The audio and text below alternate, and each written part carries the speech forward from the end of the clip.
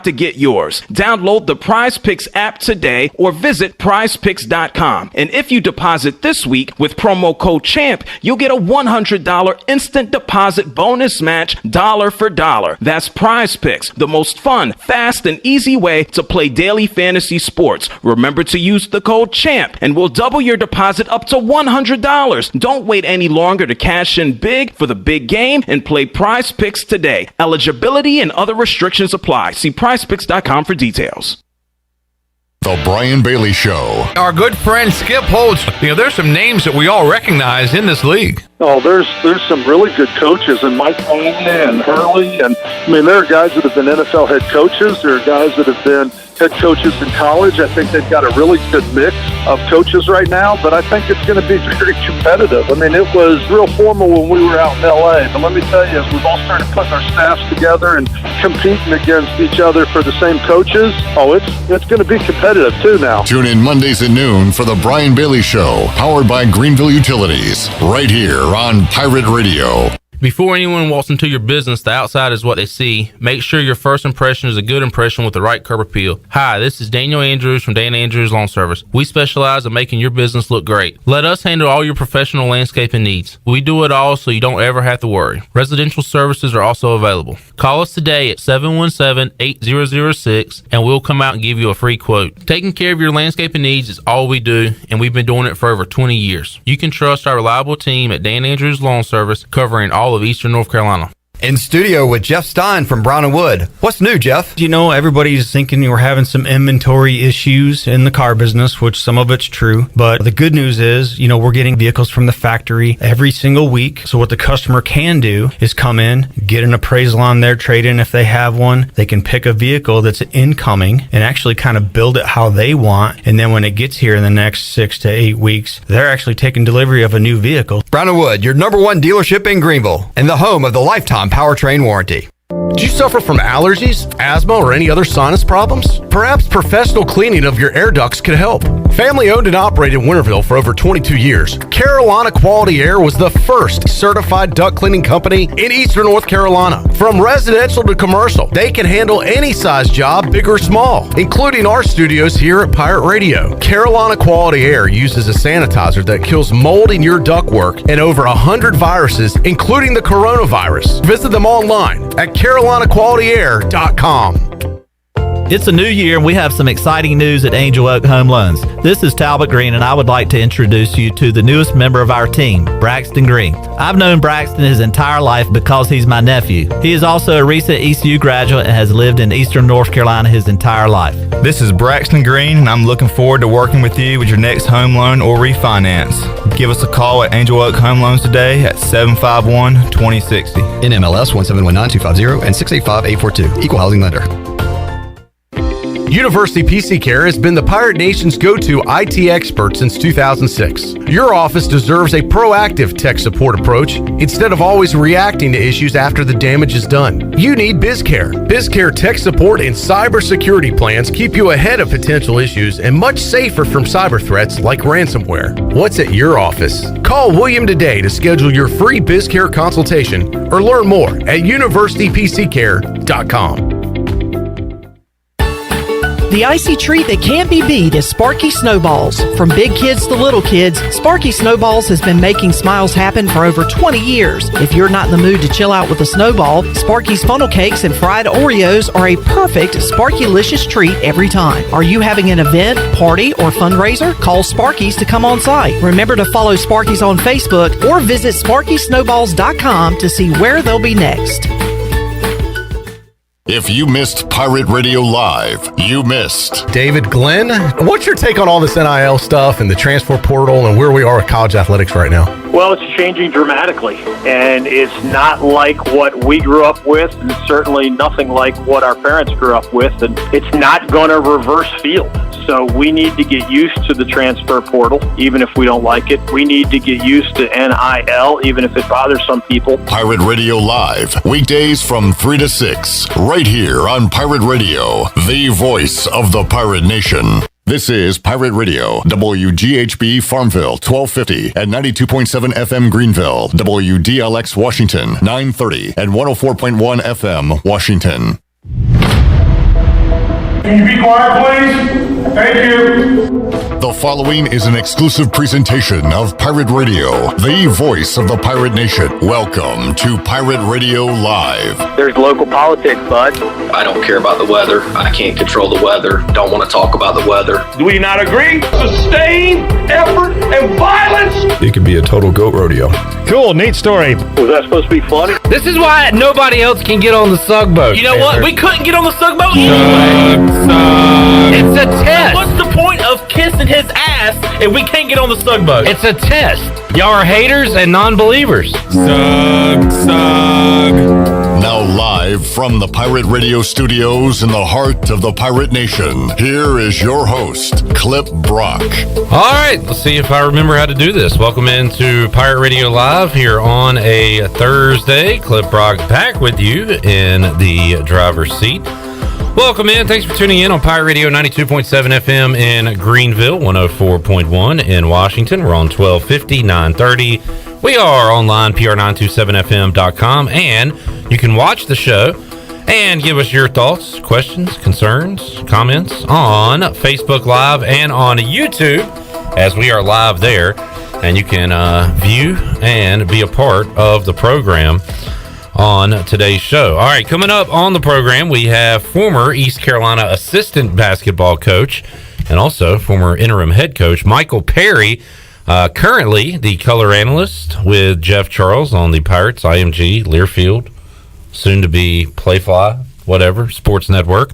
We will talk about the Pirates winning a road game against Tulsa, and they got a big one coming up at home Saturday, Minges Coliseum, 6 o'clock, against SMU, who just knocked off Houston last night. So we'll talk about all that and more with Coach Perry coming up at 3:25. Brian North joins us at 4 o'clock.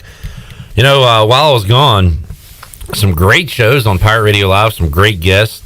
David Glenn, Louis Scruggs, the Pac-Man. Great to hear Mark Packer back. But this is more my speed. Today we're going to talk to an internet troll on the show, Redbeard. When I'm in charge of things, that's the kind of guests we get on Pirate Radio Live.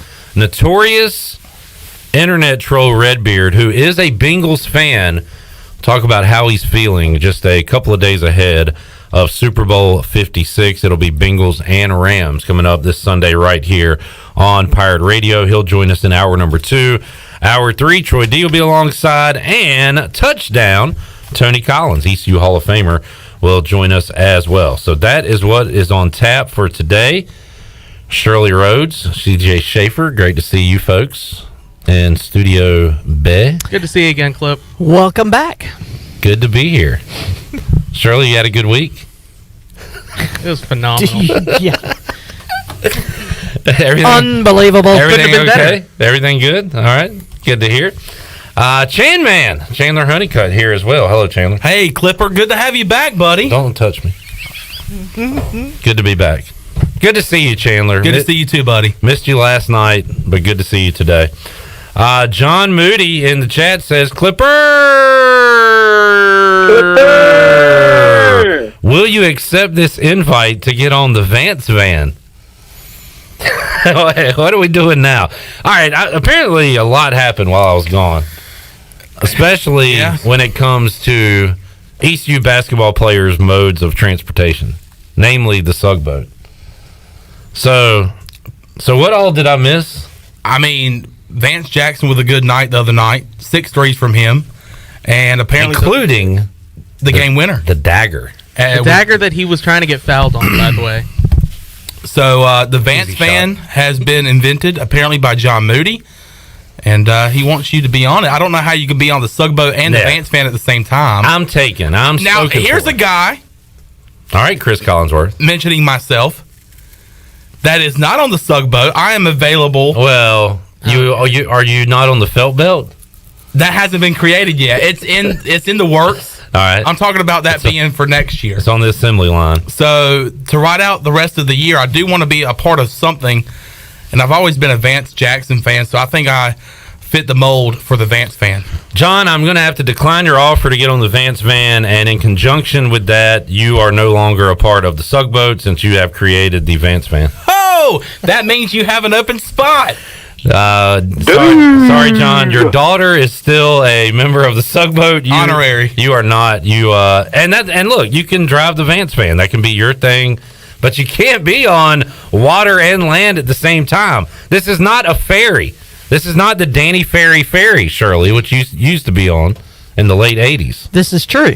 This is not a ferry situation. We're on a boat or we're on land. You can't be on both. Pick a side. See, I'm already getting emotional about this. Because yesterday, apparently, Troy was playing pretend. Like a little kid taking a bath, playing with his battleships and sugboats in the bath. Hey, I'm a captain.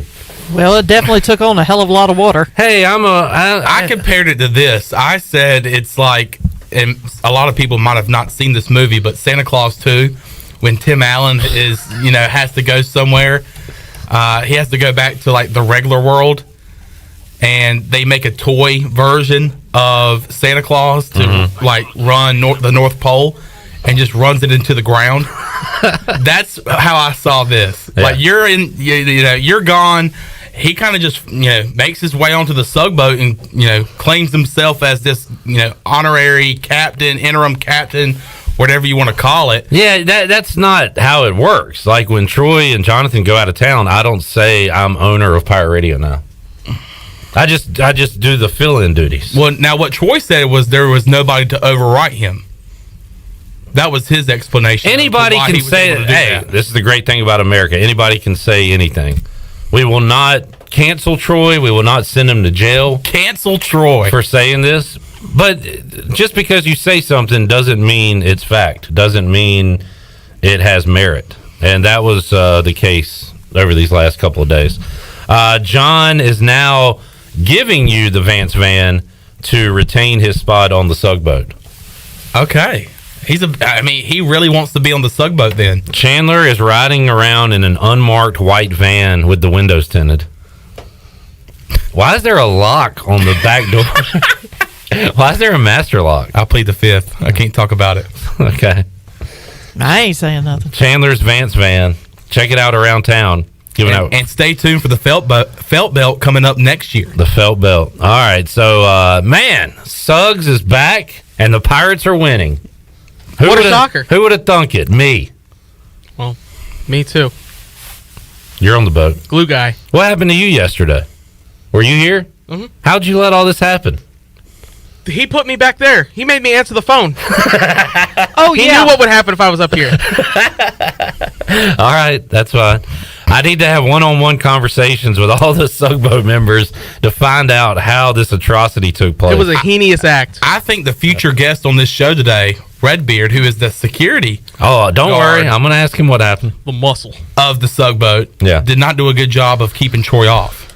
How in the world did the Pirates win a road game? So I watched 0.0 seconds of that game. However, my trigger finger on the score app was popping, and I followed just about every bucket that way. I was out of town.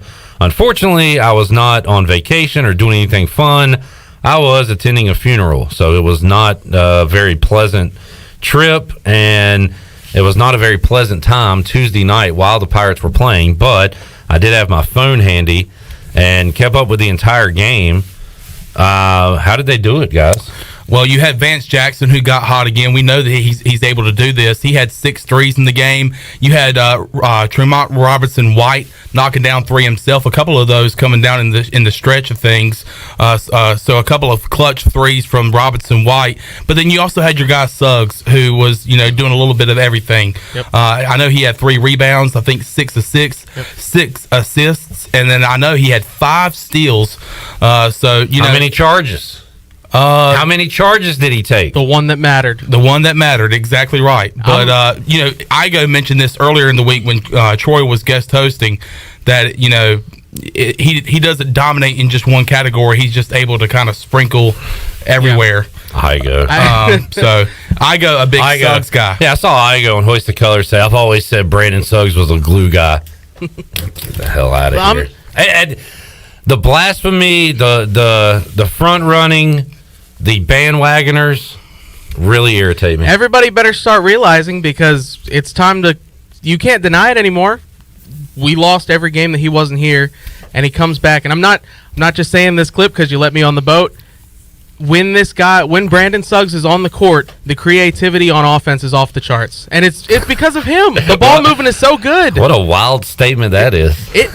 The creativity is off the charts. There is no motivation from. Where is it on the charts? CJ it's off the charts. CJ has been charting ECU's offense these last 7-8 games, and then it just got off the charts. It's been ugly. The other night, I saw him writing. He wasn't even writing on the paper. It went off the table. It was off the freaking charts. Pirates are going to have to play out of their minds if they are to win on Saturday. Shooting's going to have to be off the charts. Off the charts, because as we look at the Bucs scoreboard, how about the result last night in Dallas? George W. Bush was there. Did you see him after the game? Really? I don't know if he was touting himself or just calling the SMU win, but he was throwing up a W, which it's like Dave Chappelle in the Wu-Tang sketches. Wu-Tang! But George W. and his brother, Jeb Bush. Jeb? From Florida. They were courtside. Not second row. They were courtside. Okay. I heard Mincy say a phrase the other day. Ben Mintz, a friend of the show from Barstool, say a phrase, Chandler, that I'm going to ask from now on when I'm offered courtside seats, am I this? Because I thought this was a great phrase. He said, feet on the wood. Feet on the wood. I like that. Feet on the wood. Our feet was not on the wood. Feet on the wood. I'm courtside. Feet on the wood. But that's a great phrase, right? Yeah. Like next time you get offered courtside tickets, say, are my feet going to be on the wood? And if the answer is no, then you're not courtside. And if the answer is no, they're going to be on some flimsy platform, then you know you're not courtside. Why am I talking about this? I don't remember now. Oh, George W. Bush was courtside. Former president of the United States. Of the United States of America, saw SMU knock off Houston 85-83. The Ponies are 17-5, 8-2 in league play. That was Houston's first AAC loss. So now SMU comes here Saturday. This is a monster game. This is a must-win for them for at-large purposes. Yep. I always joke that, the only time we see East Carolina on Selection Sunday on CBS is in the bad loss column for another team making the tournament. For SMU, this would be a bad loss. Let's see who they've lost to this year. For ECU, I absolutely love last night's result. I like the Pirates' chances to pull an upset on Saturday. Now I freaking love the Pirates' chances. What is the spread on Saturday? Oh, we're going to have to play Guess the Line. And I would say SMU minus 7.5. I was going to go closer to double digits, maybe 9.5, 10. I was going to say like 11. Give me the Pirates. So SMU lost by 15 at Wichita State. Ooh. They lost by 17 at Cincinnati. Ooh. They lost to Loyola Marymount, Missouri, and Oregon earlier this year. So, Oregon, that's a quality loss, right? Yeah. Mm-hmm. Missouri's not very good, but they're Missouri. I got to imagine Loyola Marymount is not a good loss. And then at Cincinnati, at Wichita State. So they have lost their games on the road. They've lost their games by double digits on the road. They just get a big win. They are feeling themselves. They are reading the clippings. They're starting to look ahead and say, look ahead. We got Temple, Memphis at home, Tulsa at home.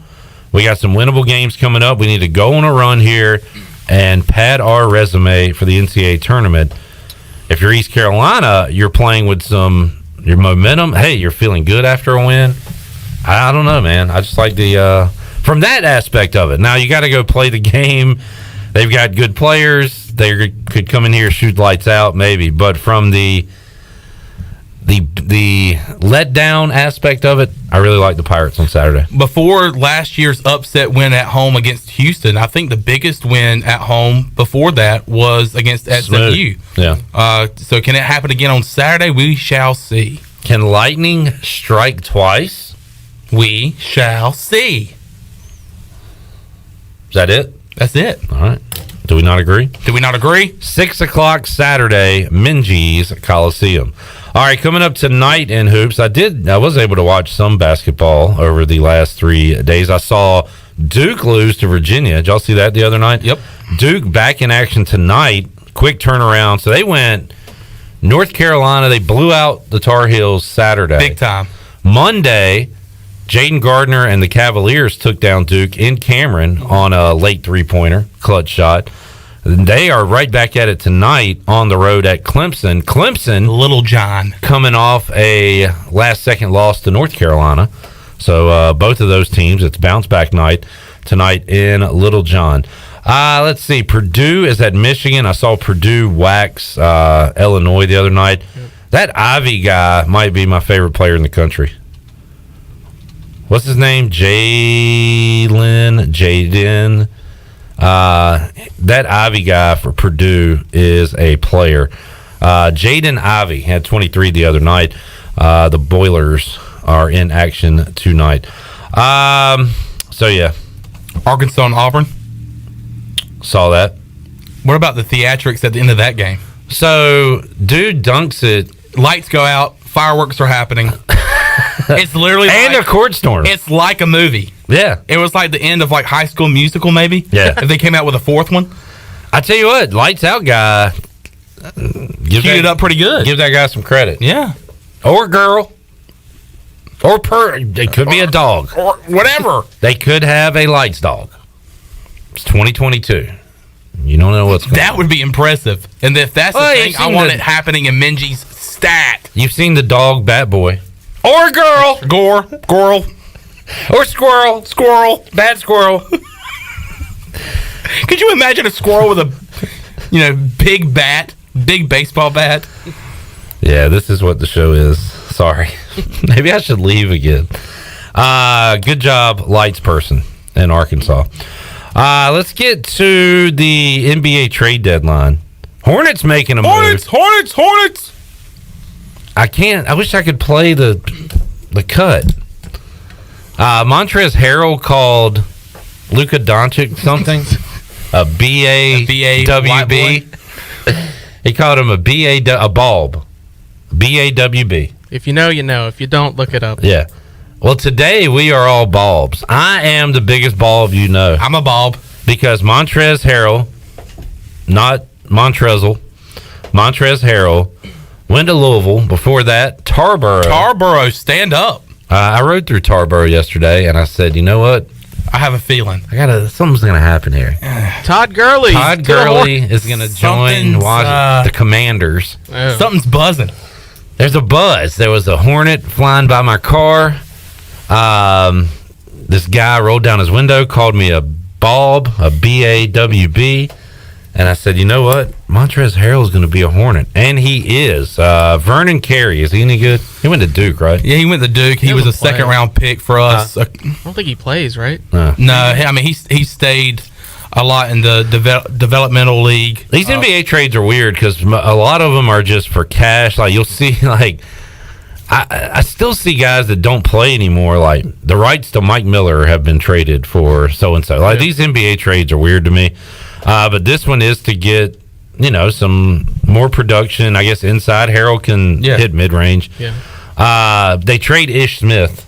This will be his second stint in Washington. So that's the trade with that. I did like some Ish Smith. Yeah. But now you get he's all right. James Bouknight hopefully gets some more time playing for Hornets stink, by the way. Yeah, 6 in a row. We should mention that. They are toast. Big trade today. James Harden goes to the 76ers for Ben Simmons, Seth Curry. Ooh, Andre Drummond was part of that deal as well. So a monster trade there. Finally, the Sixers get rid of Ben Simmons. James Harden, who apparently his legacy now is just requesting trades everywhere he lands. We'll see how quickly he wants to get out of Philly. But that is a monster deal. There was a quote recently that I saw. I don't know when Doc Rivers said it, but Doc Rivers, Sixers coach, joked about trading for Seth Curry, saying, well, I didn't really know or care what kind of player he was. I just wanted to be around my daughter and grandkids Seth Curry is Doc Rivers' son-in-law. Yeah. I saw that quote like last week. Maybe he was serious because he just shipped out Seth Curry. Maybe he said, "You leave, my daughter stays. You're out of here." So Harden to the Sixers. I saw a tweet today that said Harden, Durant, and Kyrie Irving played together 16 games and was 13-3. Wow. Russell Westbrook, Anthony Davis, and LeBron James played more games together than they did the whole time they were together. That's wild. So are the Sixers the favorite now? Are the Nets the favorite? Is Ben Simmons going to play? Is he available? I think they're going to ease him back in. I think he's been ready to play this whole time. But been ready?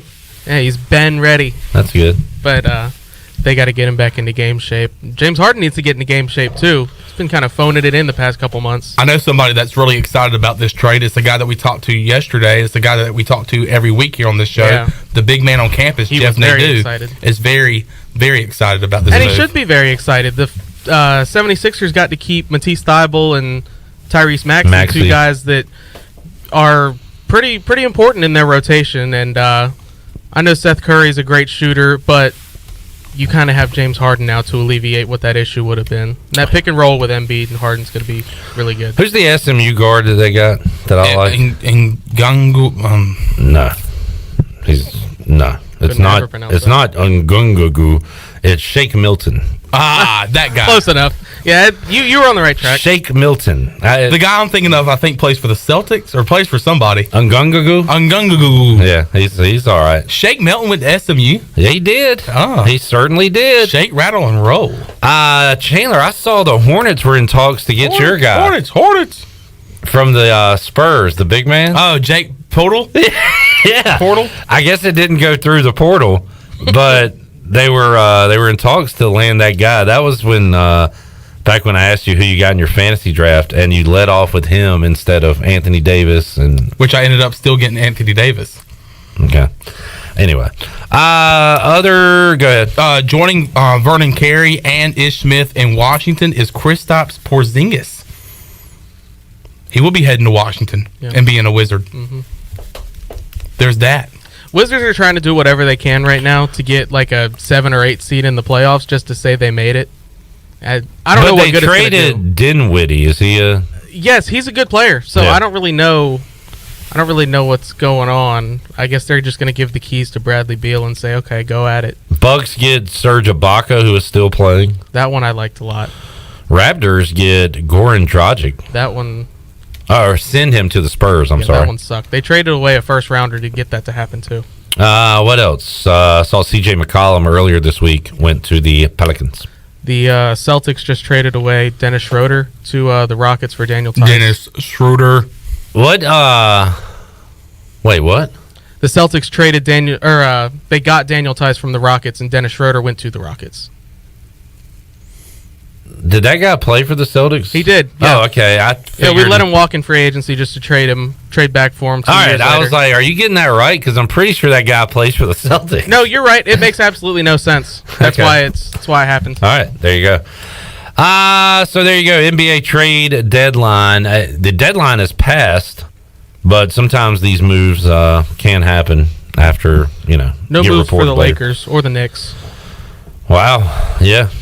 So people, I don't follow it close enough. I watch the Hornets, keep up with stuff, but so have the Knicks fans turned on Julius Randle? Is that the he's story? been awful. Okay, they wanted him to go bad, and because now he's on a bad contract, and they want to get rid of it, but nobody wants to take that contract on. Also, Russell Westbrook is awful. Yeah. Okay. He was literally untradeable. The only reasonable option was a straight up trade for him and John Wall just to flip flop because Russell Westbrook is on like the 3rd biggest contract in the league. And nobody else can take it. Where is John Wall? Where is he? Houston, I think. Just dying in Houston? Yeah, doing nothing, but he's there. All right. NBA. Who cares? And Super Bowl, Rams Bengals. How you feeling on this Thursday, Chandler? I'm getting ready. I'm ready for it. I think this is going to be an exciting matchup. It's a unique matchup, especially in Super Bowls. Very random. I know we talked about when was the last random Super Bowl. But I'm very excited about the battle of the number 9s, Matthew Stafford and Joe Burrow. I've been on the Bengals, man, all week long, or actually for the past 2 weeks. So I'm going to stick with the Bengals. I like them +4. Kind of eager to see what this line does as it approaches kickoff. I'm getting more confident about the Rams as we get closer to Sunday. That's fine. So we'll, I don't know. We'll see what happens. Coming up 6 o'clock Friday on the Huddle, myself, Chandler, Shirley will join Morgan Ehlers for a little prop bet action. We'll go through the prop bets and make our selections for Super Bowl Sunday. You can hear the game right here on Pirate Radio. All right, there's your rundown. That's it. Welcome back. Your first rundown of the week. We got through it. Quick update, though, for Harold Bird III. What's Harold doing? In the Waste Management something open. This is Phoenix the tournament open. where the fans get loud and rowdy. Yeah, he is currently headed to the third hole, but he is 1 under par. So right now that puts him. I see the leader at 6 under. Yep. So he would be 5 shots back. 5 shots back. All right, your thoughts on the big putt from HV3 on Sunday? It was freaking epic, man. I mean, the drama where Bubba had hit some clutch putts, right? And Harold needed to 2-putt to send it to a playoff. He needed to birdie it, yeah. And just launched it. And knocked it down. Didn't move until it dropped. What a scene, man. And also, we talked to Greeny last Friday. I didn't realize, because Greeny had actually texted me and said, HV3, first place during the day Friday. And I was like, okay, well, let me pay attention to this, find out what he's playing in. And I saw he wasn't in the Pro-Am, and he wasn't in the European Tour. He was in this Saudi Arabia deal. And I was like, oh, is this some like knockoff tournament? No, that's where all the big names were. That was the big name event last week. Mm-hmm. And for Harold to win that was absolutely huge. And now he's still looking for that elusive PGA Tour win. Although that win he had last week put him in the top 50, but you need to get to finish in there to get into the Masters. Yeah. So it's getting closer to a reality. We'll keep an eye on HV3 on our Buccaneer Music Hall leaderboard presented by Dubuck. Take a time out. Come back when we return. Michael Perry, former East Carolina assistant basketball coach, interim head coach, now the color analyst, alongside Jeff Charles for Pirate Hoops, will join us to talk about East Carolina's victory on Tuesday night. Look ahead to SMU, get his thoughts on the team. That and more on the way when we return after this.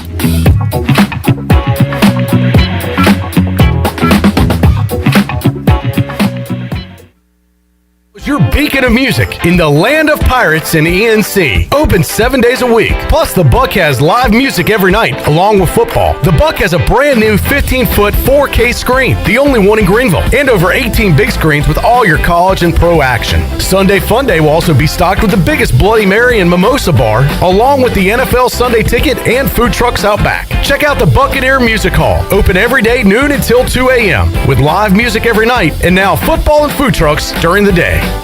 Introducing new Bud Light Seltzer Hard Soda, Classic Cola, Cherry Cola, Citrus Soda, and Orange Soda.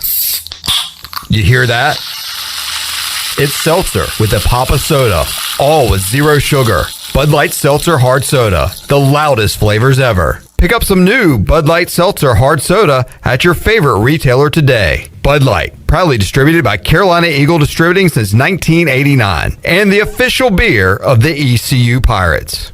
Pirate fans, the 2022 football season is going to be one for the record books. East Carolina is coming off a 7-win bowl season, and 2022 is shaping up to be even better. The Pirates need you to pack Dowdy-Ficklin Stadium this fall with a great home slate that includes in-state rival North Carolina State. The American Conference schedule features home games against UCF, Memphis, Houston, and Navy. Season tickets are on sale for as low as $125. Get your tickets today by visiting ECUPirates.com. Hey, this is John Grillo, the Bagel Man. You know I love bagels. I don't settle for frozen bagels. That's why we make our bagels right here in Greenville from scratch every day. If you're coming into Bagel Man, you'll notice that there's some renovation going on. Our menu is bigger and better than ever. Our sandwiches, heroes, subs, salads, wraps, bagel dogs, fresh baked pastries, and our new coffee bar. Soon we're going to be opening for dinner. Don't forget Bagel Man for all your catering needs on Fire Tower Road in Greenville.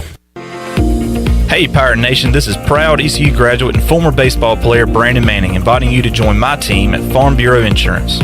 Right now is a good time to review your coverage with a local trusted agent like me. I will make myself available before or after business hours, and my clients always have my cell phone number if they need anything. From home, auto, or life, give me a call today and let's talk about your insurance coverage and about the Pirates. Call 531-1812 and go Pirates! Hey Pirate fans, Derek Pizzeni from Carolina Wealth Management. Are you a fiduciary? That's a question every investor should ask their advisor. A fiduciary is an individual who acts in the best interest of a particular person or beneficiary. Is your advisor a fiduciary? You should know it's your money. At Carolina Wealth Management, we do things differently from other investment firms. To learn more about the benefits of working with a fiduciary advisor, visit mycarolinawealth.com. That's mycarolinawealth.com. At Jimmy John's, we don't make sandwiches. We make the sandwich of sandwiches. We use fresh veggies because we don't hate salads. We just feel bad for them. We make our sandwiches exactly how you want because you're the one who's eating it.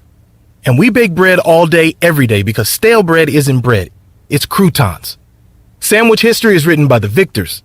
Good thing we have legible handwriting. Jimmy John's, the sandwich of sandwiches. Order pickup or delivery on the app. For the latest from the world of golf, tune in every Saturday morning from 8 to 10 for the Golf Shop Radio Show. Hosts Mark Greenhelms and Matt Blanchard talk golf from tee to green and everything in between. If you like golf, you're gonna love Golf Shop Radio. Before you tee up, drop on in. Welcome to the Golf Shop.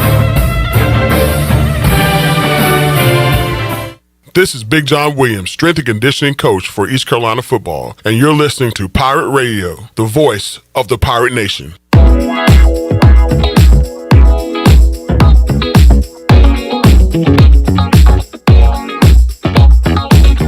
You're listening to Hour 1 of Pirate Radio Live. This hour is brought to you by University PC Care, your local tech support experts for all your personal and business needs. Visit universitypccare.com to learn more today. Now, back to the show. Welcome back.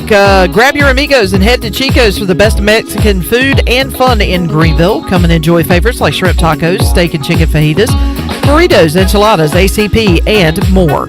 Follow Chico's on Facebook and Instagram for daily updates. For Mexican food and fun, it's got to be Chico's for dine-in or to go. Oh, okay. Head back into the show. Here's Clip. Give it to me, baby. Sounds like there should be somebody saying "Give it to me, baby" in the background of the song. Probably. I think so. Did you know former East Carolina basketball assistant coach and interim head coach Michael Perry left Richmond as the all-time leading scorer in basketball history? I did know that. I don't know. Let's see. Hold on, Let's see. I don't know. Let's see. Let's check. They're going to check it. Let's see. That is indeed true. All right. He was the all-time leading scorer. Johnny Newman. You don't know who that is, young Chan, do you? Name sounds familiar. Former Charlotte Hornet. Huh, maybe that's why. Surpassed him as Richmond's all-time leading scorer. Did you know that former ECU assistant coach, interim head coach Michael Perry was drafted in the NBA draft by the Kansas City Kings? And did you know that he was drafted in the 9th round of that draft? Did you know there were 9 rounds? I didn't know that either until I saw that today. I'm going to be honest. I did not know that. How about you go from 9 to 2 today? What did they do with all those players? I don't know. Anyway. Well, that was the same draft with such greats as Mark Aguirre, Isaiah Thomas, Kelly Tripucka. I have his bobblehead. Larry Nance, Danny Ainge. So I think he might have been the first Hornet selected. I might be wrong. I don't know. Well, no, this was 1981, so the Hornets were not a thing. That's right. When Tripucka was drafted by the Pistons. We'll talk a little bit about his playing days, but we'll talk some Pirate Hoops now with Michael Perry, who joins us on the Pirate Radio Live line. Coach Perry, appreciate your time. How you doing today? I'm doing great. All is well. Good to hear, Coach, and looking forward to a big one coming up on Saturday, and it just got bigger with SMU's win last night over Houston, and, of course, East Carolina winning their first road game earlier this week against Tulsa. And, Coach, I guess you're looking for little milestones here in year one of you on the broadcast with Jeff Charles. How about your first road win the other night? That one had to feel pretty good, right? Yeah, it was terrific, boy. You know, even with your radio, I mean, I think it's hard to kind of disconnect yourself. I think you feel very vested with the team. You travel with them. And in my case, I go to a lot of the practices, so I feel very connected and very vested with the team. So if they don't play well or they don't win, I don't feel good. Just like the coaches don't feel good. So it was a good feel last couple of nights ago. And the plane ride, I think having a win like that, boy, it made that plane ride just a little bit shorter than what it typically is. Coach, I asked Jeff Charles and Cy Seymour about this, and then I asked Coach Dooley himself. You know, I went back to the UCF loss where they had a lead and lost it, and then they get blown out by Houston, and you have some close games here and there. You lose those. You know, how do you keep a team mentally in it when you get to the grind of late January, early February? And how do you basically keep the guys from quitting and from kind of packing it in? And this ECU team, they're always going to fight. How about that? This roster, Joe Dooley's team, continuing to fight, continuing to stay in it, and it pays off the other night with a road win. How tough is that to do after you face some losses as a college basketball coach? Well, I think it starts with the type of guys that you have in the locker room. And you got a staff, first of all, that's they're certainly not like just cashing it in and saying, okay, we'll just get ready for next year. So the staff isn't like that, and you got guys in the locker room that every game is important to them, regardless of what the record is. I mean, they want to win every game that go out there. I mean, they're throwing everything they've got and all their efforts and all their energies into everything, putting everything out there on the floor because they're trying to get a win. I mean, they're trying to go out there and play their best basketball. Those are the type of guys that you have in the locker room. So you recruit guys, that's part of their DNA. And typically, you don't have to worry about guys kind of shutting it down early. But again, hard practices have been very competitive. The message from the coaches is consistent. And, they're taking it one play at a time, one game at a time. So I think that's got to be your message when you're in a situation like this. Michael Perry joining us today on Pirate Radio Live. Coach, you look at Vance Jackson in the Memphis game. He hits a big corner three to tie it up late. We saw him down the stretch against Cincinnati have some big performances, hit some go-ahead free throws late, and hit the clutch shot the other night. Some guys can rise to the occasion in those moments. Some guys shy away from it. Looks like Vance is the type of guy that likes the ball in his hands when it matters the most at the end of games. Yeah, he's very confident in shooting the basketball, and you can see that. He's got a beautiful stroke. He's got size along with that, and he's a guy, that he doesn't need a lot of space, so he can get his shot off. Got a high release point, so he's very confident as a shooter, even when heavily guarded, and that was certainly the case the other day. I mean, he shot fake about 3 or 4 times. The defender's hand was actually in his space, and he had to come through his hand after shot faking 3 or 4 times. He's strong enough at 235 to be able to just go right through the defender's hand and raise up and make the game winner, which is impressive. Michael Perry joining us, Coach. A good game from Vance the other night, 22. Tremont Robinson-White, the other Pirate in double figures with 13. We saw the return of Brandon Suggs, and as Brandon Suggs does, he stuffed the stat sheet. 6 points, 3 boards, 6 assists, 5 steals. Also, the charges that he took in the game. So you've got the tangible stuff that he does on the court. How about the intangible of a guy, one of your leaders, returning to the locker room, to the court? How much of a boost did that give East Carolina earlier this week in that win over Tulsa? A tremendous boost. And I think it starts even before he gets on the floor. It starts with his presence. The players are very confident in his abilities and his ability to impact the game, not necessarily with the stat sheet. And with that confidence, it creates a swagger amongst the team. They're more confident as a group having him. And Tremont was there against Tulane. Having those guys there, they're your best perimeter defenders. And, night in and night out in this league, most of the nights, the best players are the guys, the major contributors for most teams are going to be perimeter guys. So you got to have your best perimeter defenders night in and night out in this team, in this league. And certainly having those two guys back was tremendous. And Suggs, I point to just when he got hurt, things have kind of gone south for this team when he went south. He played his best basketball against Memphis, which was what a tribute to him and his character after playing, not having one of his best performances against Cincinnati. Yeah. Didn't play in the second half of that game. A lot of times you see guys spoke head down. He came back, he practiced hard, and was taken out of the starting lineup, came off the bench, played extremely well, had his best basketball game against Memphis after having probably his worst game. And then he's playing great. I thought he's the best player on the floor on the Central Florida game. He turns his ankle, and things went south in that game and went south for games after that because Suggs wasn't there.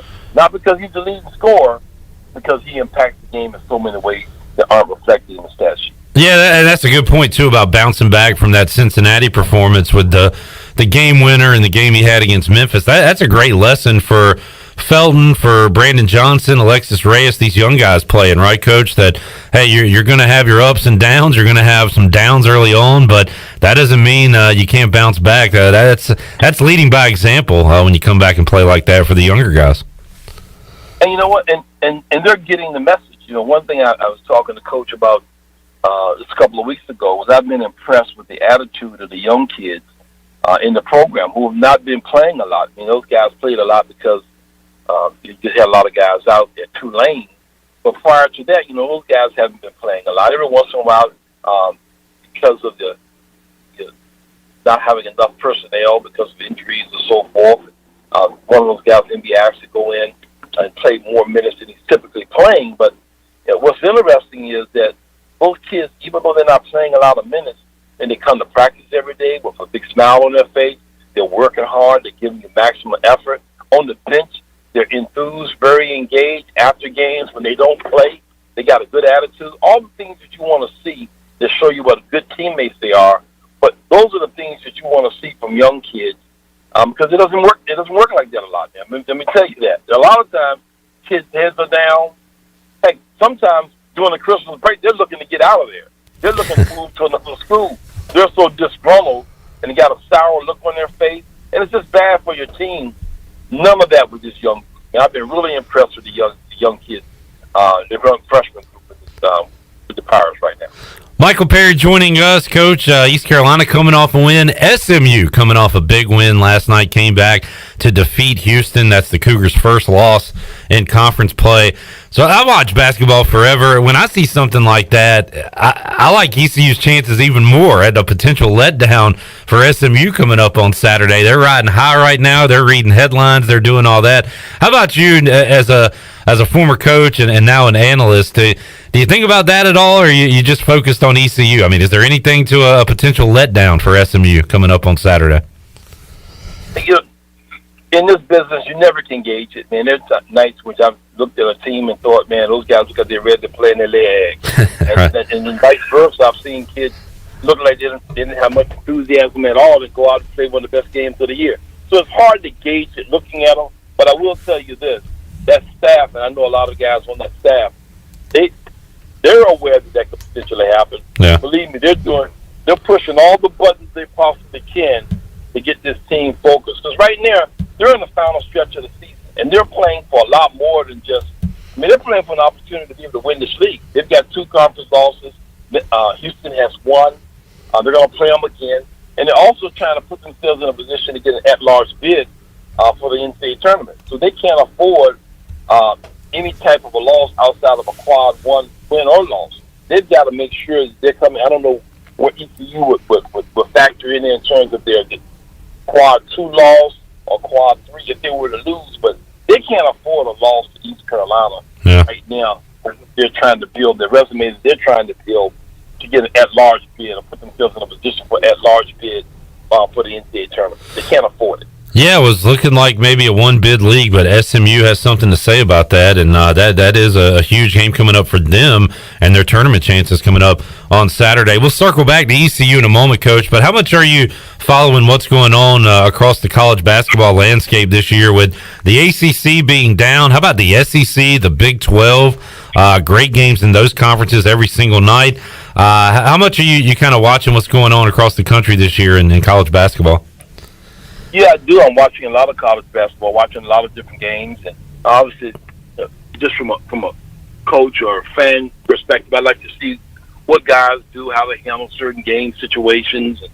But it is interesting to see that night in and night out. I mean, there's a lot of parity in college basketball right now, and a lot of that has to do with the portal. And I just think the model has changed somewhat in recent years with college basketball. I was telling a friend of mine about that recently. He was a diehard Carolina fan, and I was telling him there used to be a time where, man, used to always, for a lot of coaches, we would scratch our heads. You might see a kid who's a top 25 kid or a top 10 kid, and he may go to North Carolina, he may go to Duke, and they've already got like a pro prospect already in his position. And people will say, why did that kid go there? I mean, they got Grant Hill there. I mean, he's going to start at small forward and play most of the minutes. Why would a kid who's a top 25 player who's a small forward, why would he go to Duke and Grant Hill's there? Well, in a lot of those programs, you will see that literally guys loading up. And even if you had a guy in their position, they still will go there. That's not happening today. Yeah. If they got elite talent at that position, and there's a chance that kid might not be going pro, elite level guys aren't going there. So you're not getting that stockpile of talent that you used to have at a lot of these programs. It's being spread around. So there's more parity just because the recruiting model has changed somewhat in terms of guys not stockpiling all the talent that they used to have. And then the portal has opened up an avenue for a lot of kids to make some moves and maybe reposition themselves, for a chance to have more playing time. Michael Perry joining us, Coach. I talked to Coach Mack last week about because he's an analyst now, like yourself, and Mac McCarthy asked him what he missed about coaching, and he said the practices, being around the guys, teaching the game, the camaraderie.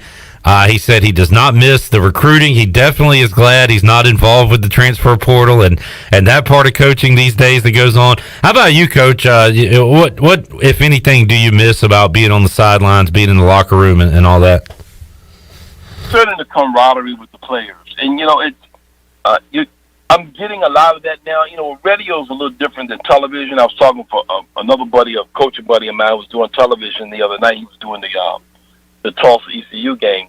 When you do television, you're kind of like a hard gun, and you go in and you prepare for the game, and you do the game, and then you leave afterwards. When you do radio, you're embedded with the team.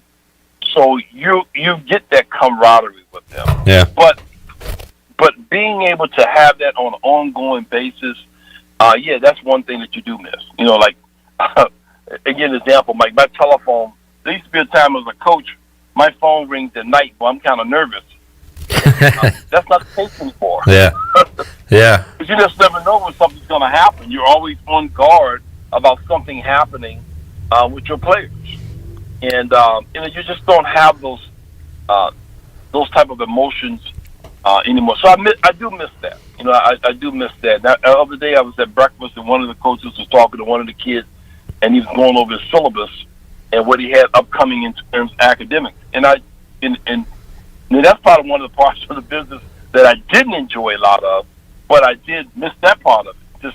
I said, man, it's been a while since I've been able to be a part of a conversation where I'm talking to the kid about what he's got remaining in the semester, or when, are you getting prepared for this test or this paper that's coming up? Because, as a coach, you're coaching every aspect of a young man's life. Yeah.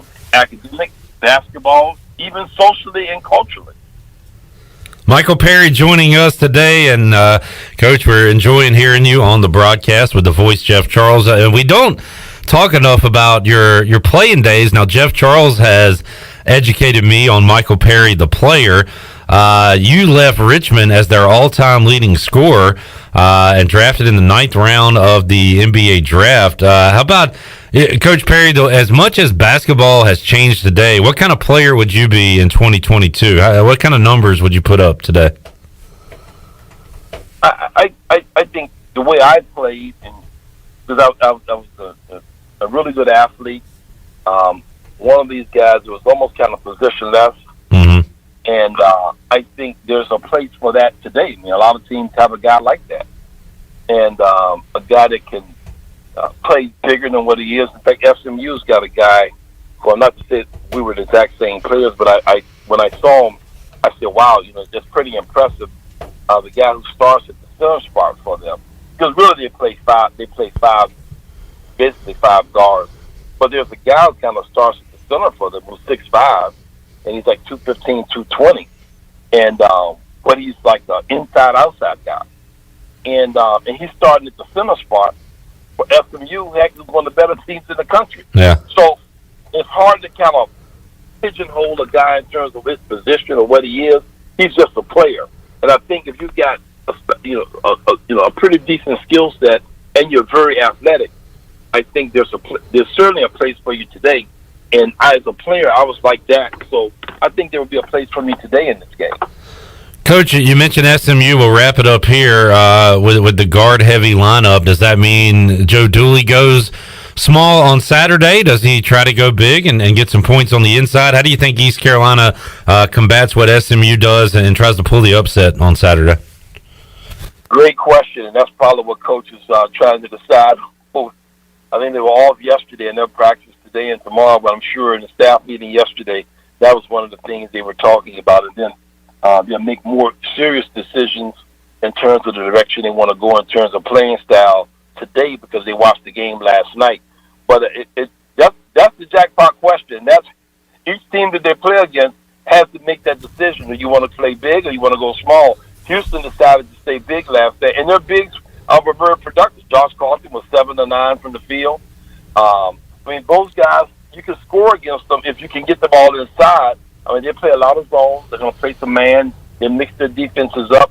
They're going to half-court trap you some. They try to take some time off the clock, speed you up, so that you don't get an opportunity to probe them inside. But that's going to be the dilemma. Do you play big or do you play small? Me, personally, I always like to try to make them make a decision rather than me have to make a decision and have to go small.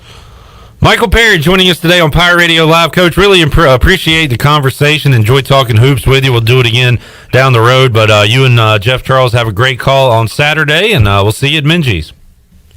All right, take care. See you then. Michael Perry joining us today on Pirate Radio Live. Looking forward to Saturday now, and what a difference a week makes. We had a good time last Saturday doing our watch-along, a great celebration at the end of that thing, because Chandler and I took the Pirates plus 24.5 at halftime. I'm glad we did, because that was the most fun that I had in a 20-point loss probably ever. You tweeted out the video, Chandler, of us celebrating 3 to cut it to 20 at the end of the game by David Casanagüe or something like that. I gotta get his name down, Pat. He retweeted that tweet. Yeah. And liked it. Yeah, so that was pretty cool. That I kind of hate that because they're playing to win, and we're celebrating a cover, and players see that. But hey, it's the reality of the situation. I gave him a shout out. I know, yeah, and I didn't tag him in it. I just had his name in there. It was also bad because we were saying live, "Don't take the shot." No, and then he buried it, and we went crazy. What a difference a week makes. Now I'm very excited to be in Minji Saturday for SMU. It only takes one win to get back. I know. But it's not just a win, but it's a win on the road, because any win on the road in this league is tough. any win on the road in college basketball. That just made me miss Cy Seymour when I'm you sorry. said that. Yeah. I'm sorry. Yeah. We got to get him on next week. Yeah, so it is tough to get a win in this league. I'm going to do it again. Did you do that on purpose? Yes, I did. I don't think you I did. I know, I did. All right, that was pretty good. But it's tough. All right, thanks. Look, listen. I also did a What a Shot Jeffrey What a shot, Jeffrey. on the shot. You sure did. So, yeah, 6 o'clock, SMU and East Carolina. Let's take a time out. We will come back and wrap up hour number 1 and get set for hour 2 when we return after this.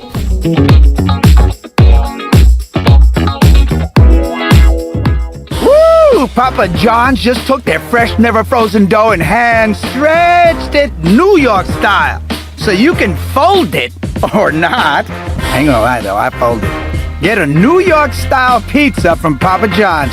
Hey, Pirate fans, the new Papa John's New York Style Pizza is a MVP move for game day or any day. Place your order online at papajohns.com and sign up for Papa Rewards. Papa John's, the official pizza of the ECU Pirates. My whole business just went up in flames, but my agent was there before the fire was out. We started a plan. I've got 25 employees who could be out of a job if we didn't get this place running again. My independent agent and auto owner's insurance, they made sure we didn't skip a beat. I mean, we didn't miss a single payroll. That's incredible. For whatever lies ahead, we're always there. This is Brian Smith with Town Insurance in Greenville. Call me today at 756-8300. Go Pirates! Hey Pirate Nation, this is Tom with Team Coop Strong. We want to invite you to the Coop Strong race on March 19th. This unique race has a 4-mile course, a ruck division, and an awesome after party. Proceeds support the local nonprofit Coop Strong, which provides financial support for those fighting ALS, scholarships in memory of Dr. Nelson Cooper, and funding for ALS research. You can sign up at runtheeast.com and follow Coop Strong on Facebook for all of the details. As always, we appreciate your support and go Pirates. We know that juicy, cheesy, grilled to perfection burger sounds amazing, but it does sound like something is missing. Pepsi, baby! The yin to this burger's yang. Burgers and Pepsi go together like burgers and Pepsi. This perfect blending of flavors makes every bite of lettuce, every sesame seed on the bun, and every sip of that crisp, refreshing, ice-cold cola a journey to Fruitopia. Burgers, better with Pepsi. That's what I like. Is that the sound of an ooey gooey cheesy crunchy slice of P-I-Z-Z-A? Obviously, but as good as that sounds, we think it can get even better.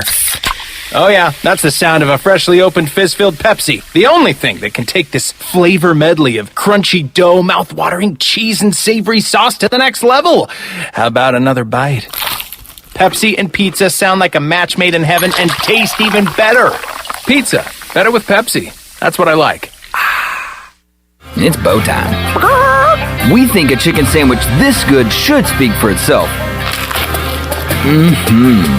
But when you're talking juicy, hand-breaded, and boldly seasoned chicken breasts, piled up with thick-cut pickles and creamy mayo all on a buttery toasted bun, well, we are happy to say it again and again and again. Bo's Chicken Sandwich, only at Bojangles. It's bow time.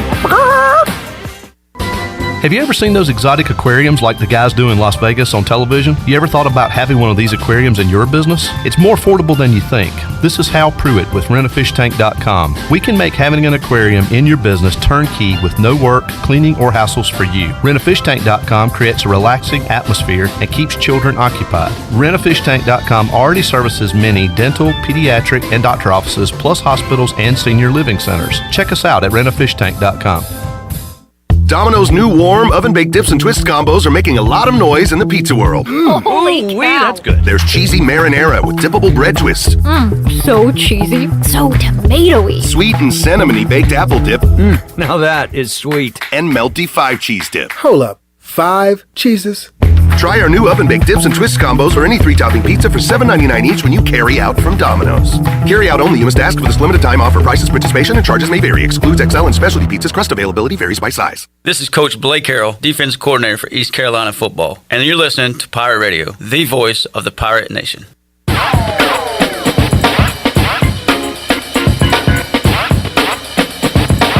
You're listening to Hour 1 of Pirate Radio Live. This hour is brought to you by University PC Care, your local tech support experts for all your personal and business needs. Visit universitypccare.com to learn more today. Now, back to the show. Welcome back. University PC Care has been Pirate Nation's go-to IT experts since 2006, and they are the local tech support experts for any of your business needs. Let University PC Care take care of it so you can take care of business. Visit universitypccare.com to learn more today. Now let's head back into the show. Here's Clip. All right, I always like to know what would you do for something to happen? Like, what would you sacrifice? Seems like we talk about that quite a bit. CJ Uzomah, the tight end for the Bengals. Who may or may not be playing on Sunday. I got the audio here. This is him. He says he would take a bath in Skyline Chili if they win the Super Bowl. And here he is talking to reporters about it. I was on a podcast, PMT podcast with Big Cat, and he said he was going to do it. And I said, I'll join you. Easy, 100%. I'm wearing swim trunks, but you put it in a swimming pool, I'll dive in there and I'll eat my way out. Wow, he went eat his way out. I didn't listen to the end of that. Imagine that, a giant swimming pool of Skyline Chili. And he'll do it with Big Cat? Dives head first, so he's at the bottom of it, has to eat his way to the top. That's pretty gross, but that's what he's willing to sacrifice to win this Super Bowl. All right, real quick, I love putting y'all on the spot. Shirley, you have been called in, and Chandler, and CJ, to Super Bowl Media Day. They ran out of reporters. You get to ask one question to a player in the Super Bowl. What are you asking? Chandler. I don't know. Your player is Odell Beckham. Odell Beckham? Yeah, what are you asking him? What kind of hair products do you use in your hair? Come on. That's what you come up with on the spot? I'll ask him, like, how did you make your hair look like ramen noodles? Okay. I don't know how well that's going to go over. All right, but that's your question. Thank you for playing. Shirley looks completely confused. CJ. No, I'm racking my brain. All right, what's your question for T. Higgins, Cincinnati wide receiver? Are you asking CJ?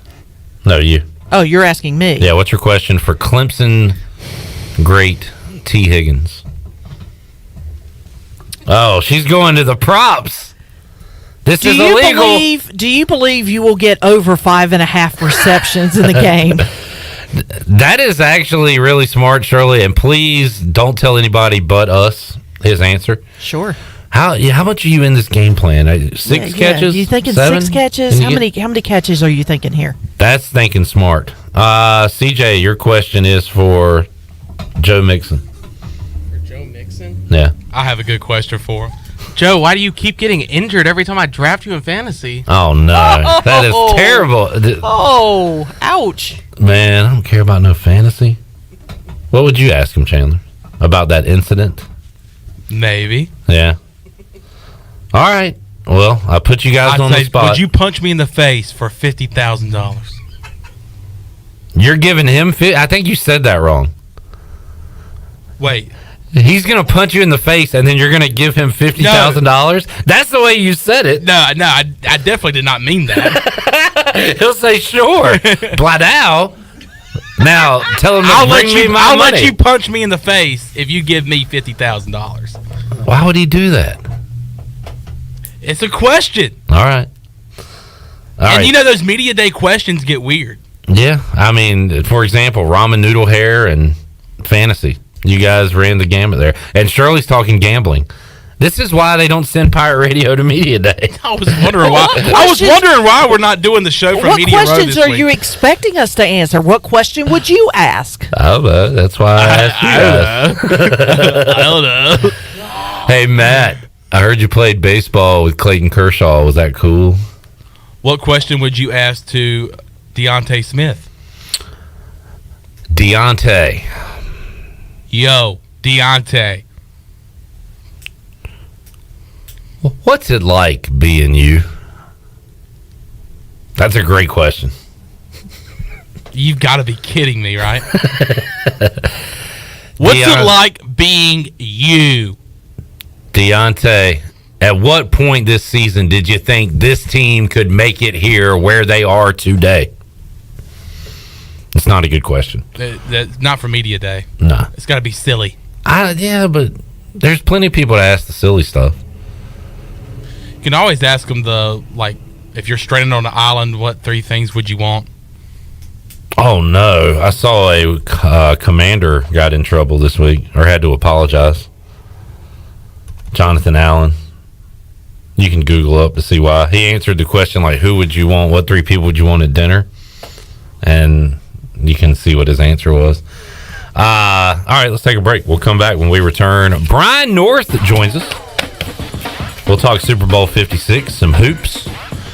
And also, internet troll Redbeard will join us in hour 2. He is a Bengals fan. We'll see how he's feeling about Bengals Rams. All that and more on the way on Pirate Radio Live. We're back with you after this.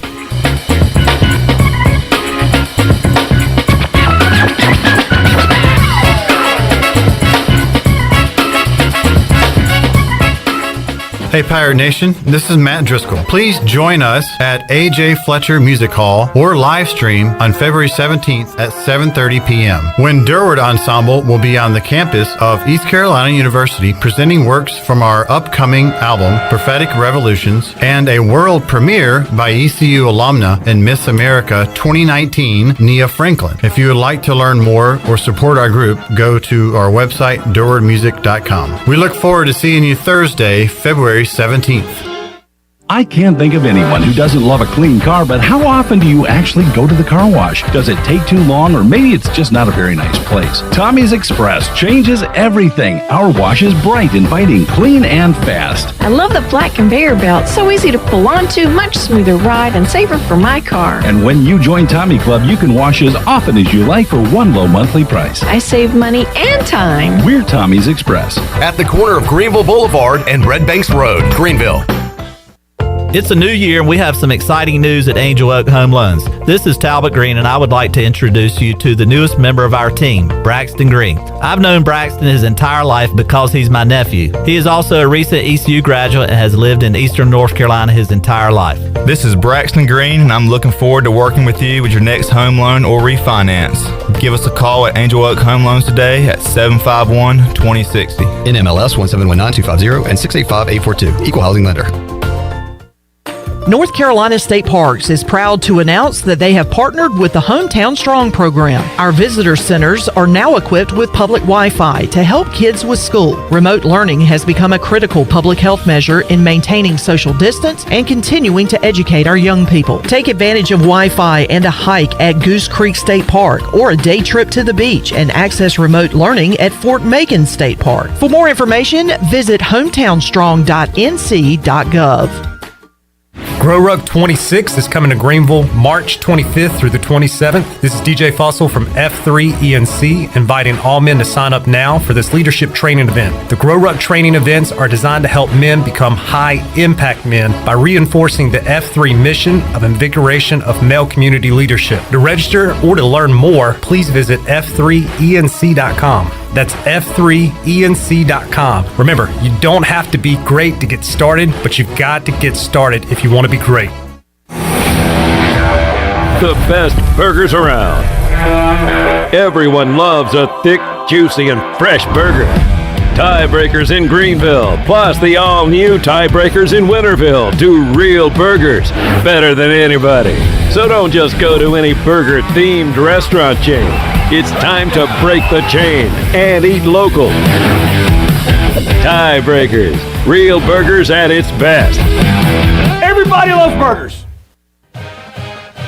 Hey Pirate fans, did you know there are thousands of special needs children and adults right here in our community that loves ECU athletics as much as you do? Robbie's Clubhouse is a local nonprofit organization that can turn your unused ECU tickets into a fun day for a family with special needs. If you can't make it to the next Pirate game, simply call 1-800-DIAL-ECU and donate and designate your tickets for Robbie's Clubhouse. Go Pirates!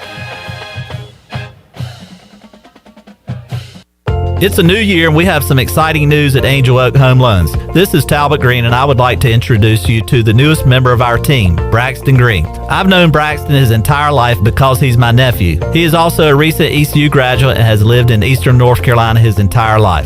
This is Braxton Green, and I'm looking forward to working with you with your next home loan or refinance. Give us a call at Angel Oak Home Loans today at 751-2060. NMLS 1719250 and 685842. Equal housing lender. This is Pirate Radio, WGHB Farmville, W224EI Greenville, WDLX Washington, and W281CH Washington.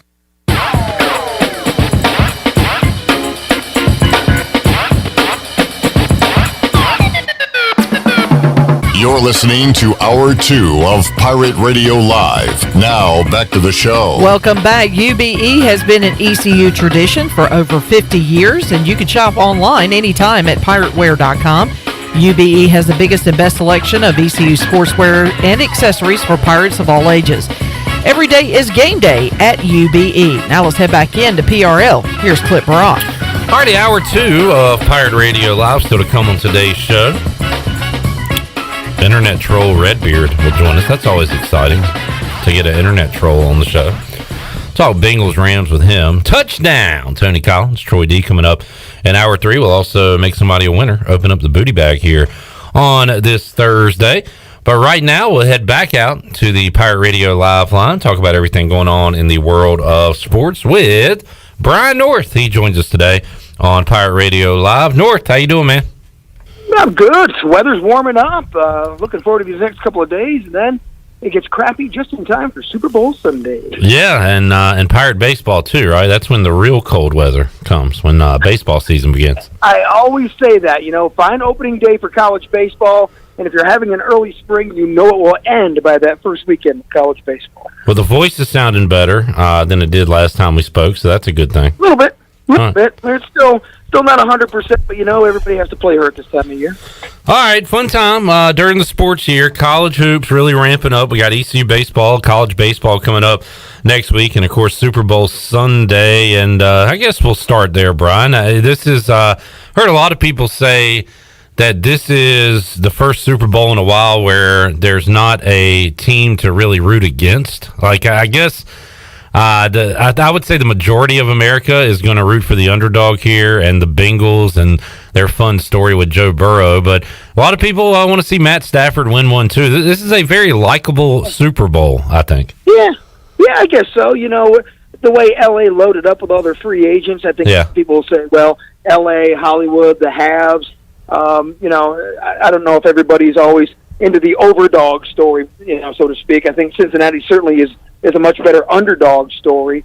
So I can see a lot of people gravitating towards that if they don't have a dog in a fight. But yeah, no, the Rams are unlikable. They don't, outside of Odell Beckham Jr., I think maybe he's a guy that can be unlikable with his behavior sometimes.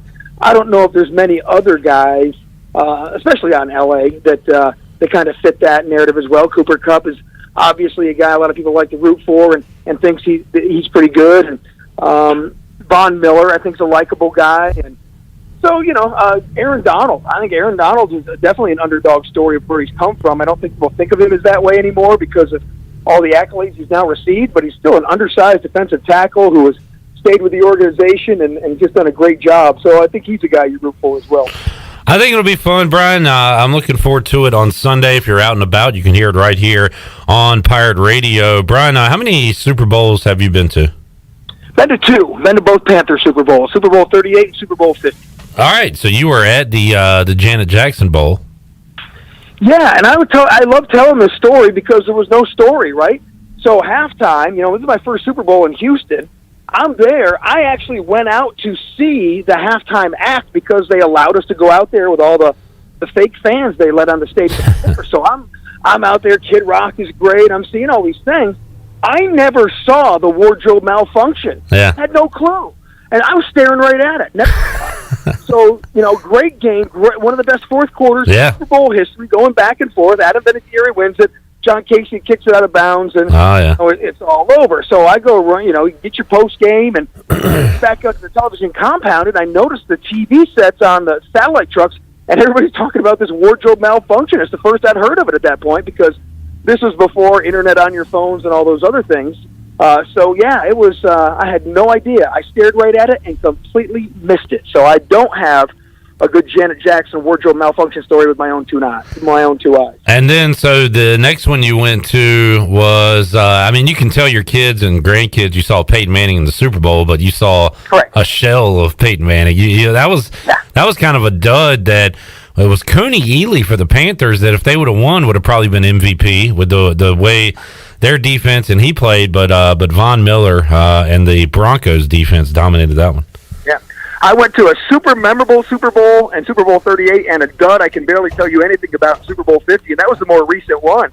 You know, defense dominated, offense didn't play great. Peyton wasn't special at all. Everybody kept waiting for him to just do something. What did he throw, a 2-point conversion in the game, I think, was about it. The only thing I remember is Cam Newton fumbling and one time not jumping on it, which caused a lot of criticism. But outside of that, boy, there wasn't a whole lot. Even the halftime act with Bruno Mars and the controversy with Beyonce, the whole police reform thing, that was about as memorable as we got for that one. And I don't even remember that. I think I remember it being a sunny Super Bowl. Was that West Coast?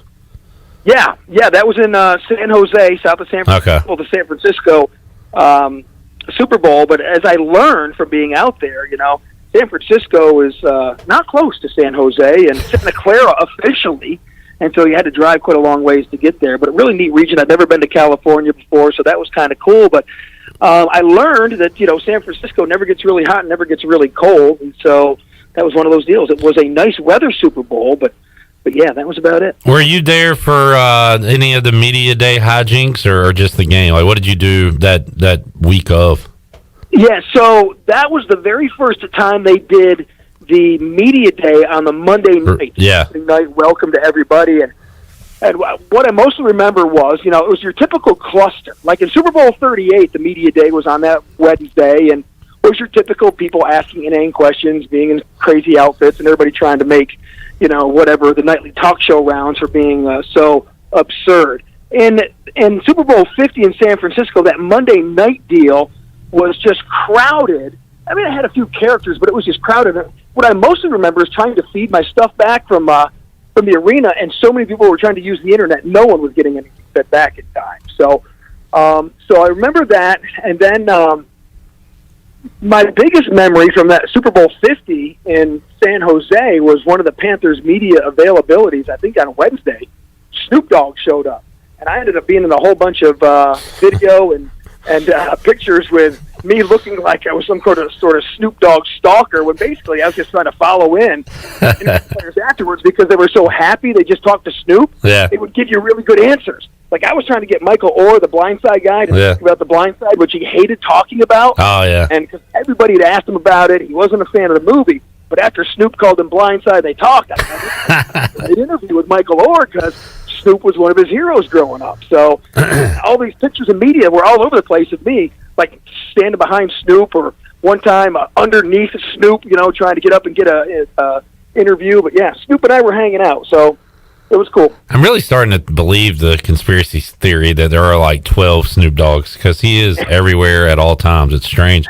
And he'll be part of the halftime act this year, right? How about, let's recycle this old question, Brian. Who would be your choice for a Super Bowl halftime act, alive, dead, all time? Who would you like to see rocking out? AC/DC. Wouldn't AC/DC just freaking bring the house down? Yeah. We always know that the halftime acts are always for older people who have money and will watch the Super Bowl and spend their money.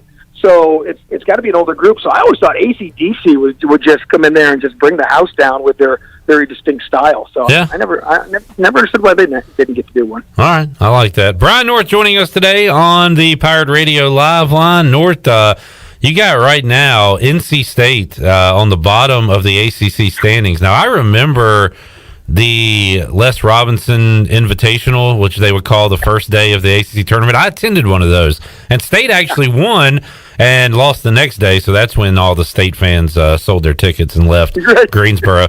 But they are 3-11 in conference play, and I feel like I've seen way worse State teams, but for whatever reason, I don't know if I'm trying to give them more credit than they deserve, but they don't feel like the worst team in the ACC, but the facts are the facts. They are.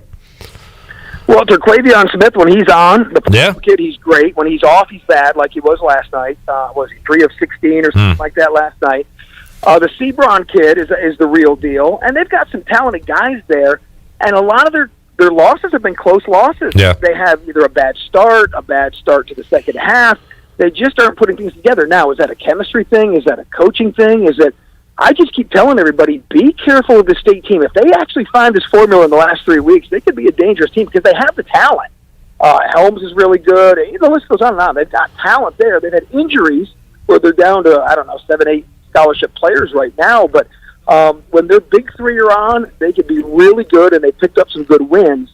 But that's been far and few between. But you're right. This is not the least talented state team ever. They're just not the most talented 1 through 15. I think that's what I was getting at, too, that they are going to be a live dog in the ACC tournament, which is going to be pretty wide open. And I've been watching more SEC, Big 12 basketball. Those conference tournaments are going to be awesome because everything is so up for grabs right now. Even Auburn, as the top team in the country, losing. They are, they're not the clear favorite or anything in the SEC. I think we're going to have some fun conference tournaments coming up here in a few weeks, Brian. Yeah, I think so. There really will be some March Madness. And even when you look at the top teams in the country, I don't know if anybody's dominant. And we've said this for a few years, and I think in the one-and-done era, unless you get a bunch of guys together who just gel, it's hard. And I think that's why you see a Gonzaga that's able to go in and win now because they can get more established players. But I don't know of anybody dominant. It's going to be just kind of like a lot of sports are now. Whoever gets hot at the right time of year, not necessarily the best team throughout the year. Duke hammered North Carolina. They followed that up with a loss to Virginia. Good game for Jaden Gardner. Virginia wins it at the end. Duke takes on Clemson tonight on the road at Littlejohn. Clemson coming off a heartbreaker to North Carolina, who bounced back. So the bounce back bowl tonight in Littlejohn. We'll see what Duke can do on the road after losing at home.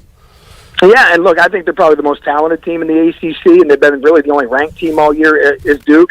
But I think everybody could kind of see it coming. You beat your rivals. I think Coach K said they went to the buffet table and they got fat.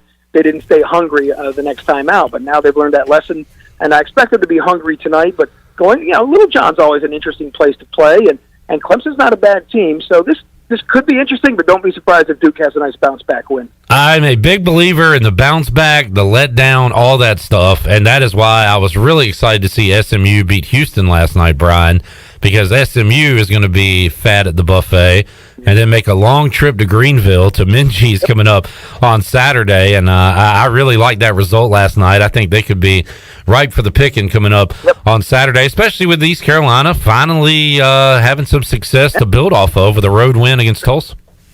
How about that? I mean, normally ECU gets one of those upset wins at home. It's rare on the road, and so that one made my eyebrows go up a little bit the other night. It took an interesting shot to win it with 10 seconds to go, but high degree of difficulty, but got it done. Yeah, but look, it goes in, and that even if what was the old Lloyd Christmas line? You're telling me there's a chance, and it went in. So look, now for ECU, the question always becomes: can you build on it? Can you stack wins? Can you get some of these wins that matter in a row? Because that's what good teams do. Everybody loses now. It's not losing consecutive games, and it's winning 3-4 in a row. That's what North Carolina did earlier this year. They had 2 bad losses, then they win 4 in a row, then they have a loss. Now, let's see, can they go on another 3 or 4 win streak? They're not a great team, but you stack those wins at the end of the year, your resume looks pretty good. Brian North joining us. Brian, if the United States called and said, we got a shortage of Olympians, North, we need your service. We were calling you. You got drafted in the Olympics draft. What event would you participate in the Winter Olympics there in front of the nuclear power plants? Yeah, well, I think that all us old fat guys, curling's the obvious answer. Right? Sure, yeah. We all, and I've got kids now, so I wield a broom quite a bit. I'm proficient with that. So, I think curling's the obvious answer. I think sometimes, not biathlon may be the wrong one, but where you ski for a little bit and then you shoot things. Yeah. I think a lot of us could. The skiing part is tough, but to sit there and then in the snow and just shoot things, that'd be kind of cool. So that might be second after curling. Have you watched any of the Olympics? No, I haven't either. So my co-anchor in the morning, Alexis Cruz, was a regional figure skating champion in Florida, which I didn't know they had figure skating at high school sports in Florida, but apparently they did, and apparently she was good. Okay. Just like saying, you know, you're the shortest, you're the tallest kid in the kindergarten class. You know, I'm not sure how good you have to be, but she's very into the figure skating, and so for this morning, she's hooting and hollering and screaming about the USA guy who was skating well. So I'm hearing about it. I glance over at the TV, but I have not purposely turned the channel to sit and watch it myself. I'm not a huge Winter Olympics guy. Team USA makes it to the final, like hockey or something. I may watch a little bit, but no, I'm not. No, I haven't really checked that a lot. Yeah, I do. I remember your co-anchor winning that event over that meth head and the teen mom that year down in Florida. Congratulations. The cold stunned iguanas, yeah, they couldn't compete when they hit the ice. But yeah, I joke her all the time. I use a little more harsh language when she was the best of figure skating in Florida, making my comparison. But yeah, it's how good can people be? You never have ice down there. So I will say that the Tanya Harding, Nancy Kerrigan stuff hit me. I was probably, was that 94? 94, correct. Yeah, so I was like 13 or 12. Like, it hit me at a time where it had a big impact on my life. It was a huge scandal, Brian, and SNL, Saturday Night Live was doing stuff with it. It was huge. Well, I mean, that was just like real life drama that you couldn't even make up in Hollywood as it was happening. And, yeah. And back then, the Olympics were still really popular. It was still, every 4 years, and there was less of the pro athletes going in. I still think it had that allure. For me, it just lost some of its allure with the commercialization of the sport and the athletes. And good for the athletes getting paid. I don't want to say that, but for me, it just doesn't have the allure and drama that it used to. But that whole thing in '94 between those two was just, you watched it play out. You know what else made it huge, Brian? It would be different today. We'd have the whole thing on tape, but just having the aftermath on film was like, if you just read about it, it'd be one thing, but to have Kerrigan on the ground crying, like that made it huge.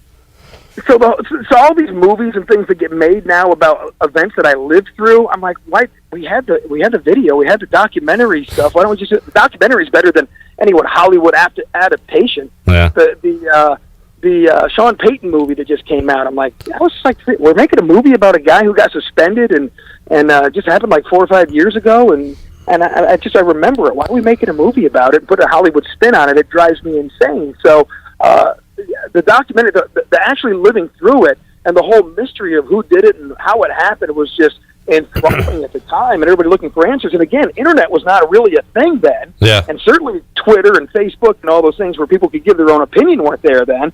So we all had to rely on the news networks, and it was just crazy times investigating it. And I'll never forget Jeff Gillooly. I'll never forget Gillooly, and the whole hit squad there. That was just you wrote those things, people wouldn't believe you because it sounded so silly, and it actually happened in the whole real life world in 1994.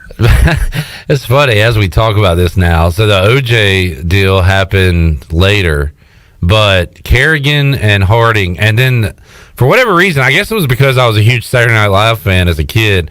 Amy Fisher, Brian, that really shaped my my childhood as well. Long Island Lolita, yeah. Weird stuff. We didn't have a lot to do back then, so when there was a story, it just took over everything. So there you go. Right. Those good times, man. Internet ruined everything. It did. Let's get rid of it. All right, Brian, and Brian North will be fine with that. The other day, Brian, I asked either Chandler or Tony Dunson here to Google something on Twitter, and I realized that I'm old now. And yeah. It's the best thing to do is when you just put the word "the" in front of it, and it's even better. The Facebook, the Twitter, Facebook, yeah. That'll drive the young people even crazier because they're all about abbreviating things. So when you start adding unnecessary old people words, it drives them insane. It's awesome. You're gonna have so much fun embarrassing your daughters, man. It's gonna be awesome. It's already begun. Big 3-year-old birthday party going on this weekend. Nice. Can't wait. Dad jokes are at the ready. I'm gonna be putting on a show with the trampoline park in Greenville, as a matter of fact. When's your daughter's birthday? It's actually tomorrow. Okay. Yeah. Lily will be 13 on the 13th, so we got some birthdays coming up this weekend. Oh, dude, are you going out for the gallon of milk and not coming back? 13? It's bad, bro. I hear everybody tells me it gets bad at 13. Yeah, it's there, but I don't think we could ask for much better than she is. So I'm thankful every day. All right, North. Well, have fun with the gals. And who you got winning? You got the Rams or the Bengals? You know, everything tells me the Rams, just because they've got the defensive line against that Bengals offensive line, and I just can't forget that Bengals offensive line against the Titans and how many sacks they gave up. If the Titans had any kind of offense, I think they win that game. Yeah. So I just think the Bengals offensive line is going to struggle with that Rams defensive line, and this is literally why they got Von Miller for this moment. So. And Aaron Donald. I mean, what are you going to do? You're going to not double Aaron Donald? Yep. What kind of scheme are you going to come up with to try and protect Joe Burrow? And I just don't. I have a hard time seeing it. But I've counted the Bengals out every week in the playoffs. Same. So, yep.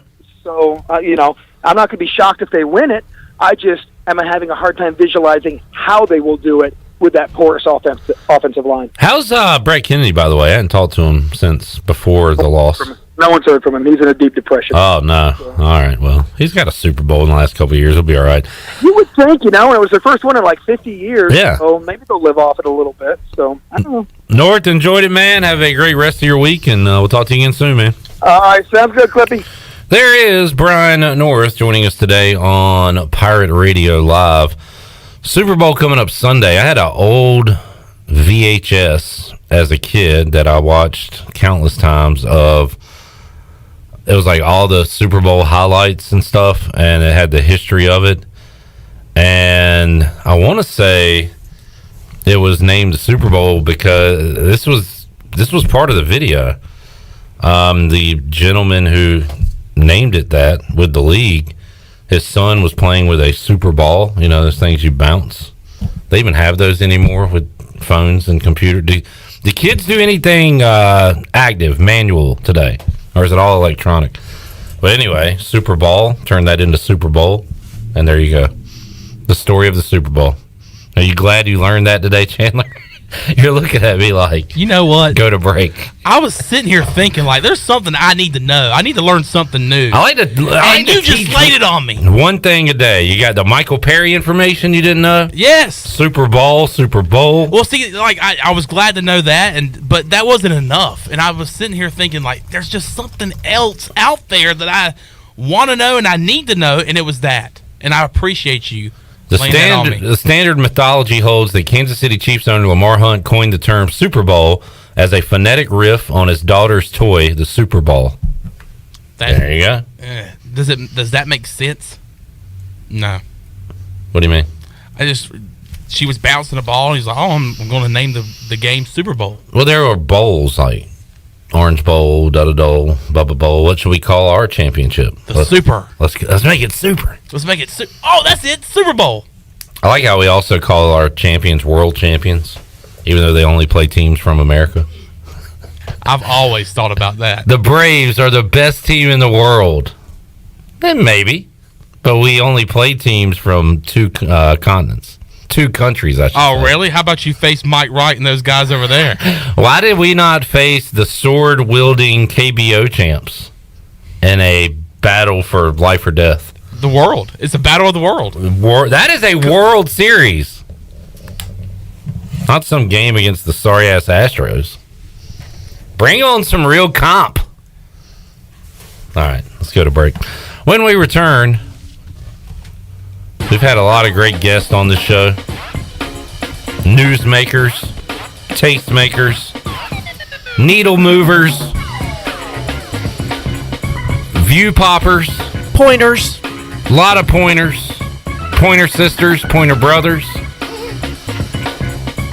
And today, we're having a guy that makes fart jokes online. No, not me. A different one. Redbeard, the famous internet troll, joins us. He is a Bengals fan. Why? I don't know. He'll tell us. And how's he feeling about Super Bowl 56? We will find out when we talk to the elusive Redbeard right after this.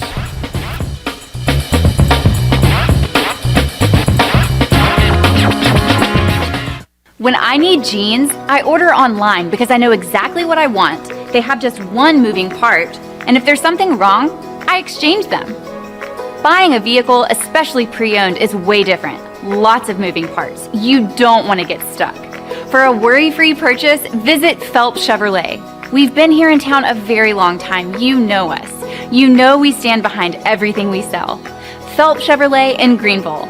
Come get you one. Warren's Hot Dog Pizza, homemade lemonade. Hey, Pirate Nation, Warren's now has 2 locations, in Greenville across from Ron Ayers Motorsports and the Chocowinity location next to the fire department. Stop in today for hot dogs, pizza, subs, apple and peach turnovers, homemade lemonade, and breakfast in Chocowinity featuring homemade cheese, ham and chicken biscuits, plus sausage dogs and more. Warren's Hot Dogs. Want some? Get some. Go Pirates! Hi, I'm Annalie Newhoff. And I'm Rob Campbell. And we are with CopyPro. We have been locally owned and operated here in Eastern North Carolina for almost 50 years. CopyPro is the leader in office technology. Does your business struggle with keeping printing costs low or producing professional documents? Here at CopyPro, total customer satisfaction is our #1 priority. We have a variety of solutions to help reduce your printing expenses and make your business more productive. Call us today at 1-800-682-6558 or online at copypro.net. CopyPro, we are the professional office systems people. UBE and PirateWear.com is excited to offer Pirate Nation the largest selection of new ECU merchandise and tailgate supplies ever. UBE has the best prices in town, so that makes UBE your one-stop shop for all things ECU. UBE does daily restocks of Champion, Adidas, and Under Armour. Don't forget to bring your young Pirates in to plunder the Crow's Nest, which is the only kids store dedicated to ECU. Plenty of free parking uptown in Greenville. Visit them at PirateWear.com. Go Pirates! This is Mark Washington with Max Sports Performance at Max Fitness. Our facility has reopened and is following all safety protocols. The best thing you can do to strengthen your immune system is, of course, to work out and exercise on a regular basis. I can assist you as your performance coach. You can also enjoy the benefits of a private facility. Avoid the crowds and work out at Max Fitness. Now is the time to get healthy. Max Fitness, just off Highway 43 in the old Ace Hardware building behind Speedway in Greenville. Call me, Mark Washington, 902-4877. Great food, great atmosphere, and great service is Otavola Market Cafe. Otavola is simply a restaurant that focuses on that, being a great restaurant. There's something for everyone at Otavola. The menu offers a variety of great choices like pastas, pizzas, sandwiches, soups, salads, and seasonal rotating selections. Lunch or dinner, Otavola is always the right call. Call ahead and get Otavola to go, or stop by the bar for a drink with friends. It's simple. Come and eat at Otavola Market Cafe, Red Banks Road next to Food Lion, and OtavolaMarket.com. Otavola, Pirates supporting Pirates. Before anyone walks into your business, the outside is what they see. Make sure your first impression is a good impression with the right curb appeal. Hi, this is Daniel Andrews from Dan Andrews Lawn Service. We specialize in making your business look great. Let us handle all your professional landscaping needs. We do it all so you don't ever have to worry. Residential services are also available. Call us today at 717-8006 and we'll come out and give you a free quote. Taking care of your landscaping needs is all we do, and we've been doing it for over 20 years. You can trust our reliable team at Dan Andrews Lawn Service, covering all of Eastern North Carolina. Bring home comfort at huge savings during Bostic Sugg Furniture's President's Day Power Event. Now at Bostic Sugg, amp up your space that makes a powerful statement with hundreds of power sofas, sectionals, and recliners in stock. Experience the power of better sleep on a Serta Arctic mattress with 48 months special financing with no minimum purchase. And with any Arctic purchase, get 2 free pillows. Now at Bostic Sugg Furniture. Pirate Radio. I can promise you, we are going to be a hard-nosed, physical, fundamentally sound, disciplined football team. We're going to compete and go toe-to-toe with anybody we match up against. But that's going to be our mentality year-round. The voice of the Pirate Nation.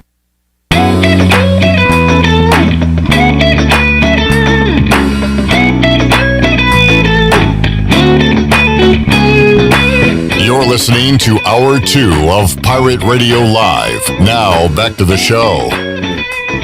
Welcome back. Tommy's Express Car Wash. Come experience the difference at Tommy's. Now open at the corner of Greenville Boulevard and Red Banks Road. Doesn't your car deserve it? Well, visit Tommy's Express Car Wash today. Now let's head back into PRL. Here's Cliff Braun. Alrighty, back with you here on Pirate Radio Live on a Thursday. Good to be back with you. Touchdown Tony Collins is going to be back with us. Coming up in the 5 o'clock hour, he and Troy D will be alongside. Quick note for CJ. Hard at work in there. Just wanted to point this out. Mike Tomlin was named the second worst coach in the NFL in 2021 in terms of efficiency and fourth down decision making by EDJ Sports. So congratulations on having the second worst coach in the NFL. Guess we should fire him. Well, would you be okay with firing Tomlin? No. Yeah, you don't want to fire Tomlin. Never had a losing record, that Mike Tomlin. All right, so I just wanted to point that out. Chandler, by the way, Susan Deans has checked in on Facebook Live. She says, hashtag fire Matt Rule. Yeah, I actually talked to Susan on Monday. She came and picked up her prize. First back-to-back Friday, Free Beer Friday winner, and we had a lengthy conversation about the Panthers and the direction that it's going in, and I told her I would be looking forward to her hashtag fire Matt Rule on the daily. And there it is today. My favorite part about this job is joking with you all, interacting with you all, having some laughs, having fun, and one guy that's done it seemingly since day one. I never knew this guy before being at Pirate Radio. And just met him through the Twitterverse. He is the mysterious internet troll known as Redbeard, and he joins us today on Pirate Radio Live to talk about his Cincinnati Bengals playing in Super Bowl 56. Redbeard, how you doing? Good, Clipper. How are you? I'm doing fantastic, Redbeard. If folks follow the show, they at least know your name. They likely follow you on social media. They know the type of person you are, and we never divulge into the real you, but here's what I do know. I know you're a Homo sapien, Caucasian male between the age of 20 and 50, and that's about. I mean, is there anything else about your personal life you're willing to divulge to our audience? I think that's perfect. That's spot on to who I am and what I'm about. That's what it's all about. I am not a rat. I will protect your identity, although I will sell your cell phone number for $1,000 if anybody's interested. $1,000 asking price. You gonna cut me in on that? Yeah, I'll give you a little bit. I'll give you a little bit. I know with that. All right, so Redbeard, I was reluctant to have you on, and here's why. You are a real Bengals fan. I know that much. We've had you on the show before when we preview NFL teams, but I know I get down on my team, but you can't even celebrate the good times. I did see you recently after some playoff wins show some form of celebration, but usually even when something good happens, you'll complain about, well, they'll lose next week. Why? I know you haven't seen a lot of success for the Bengals over the years, but you can at least celebrate the good times, right?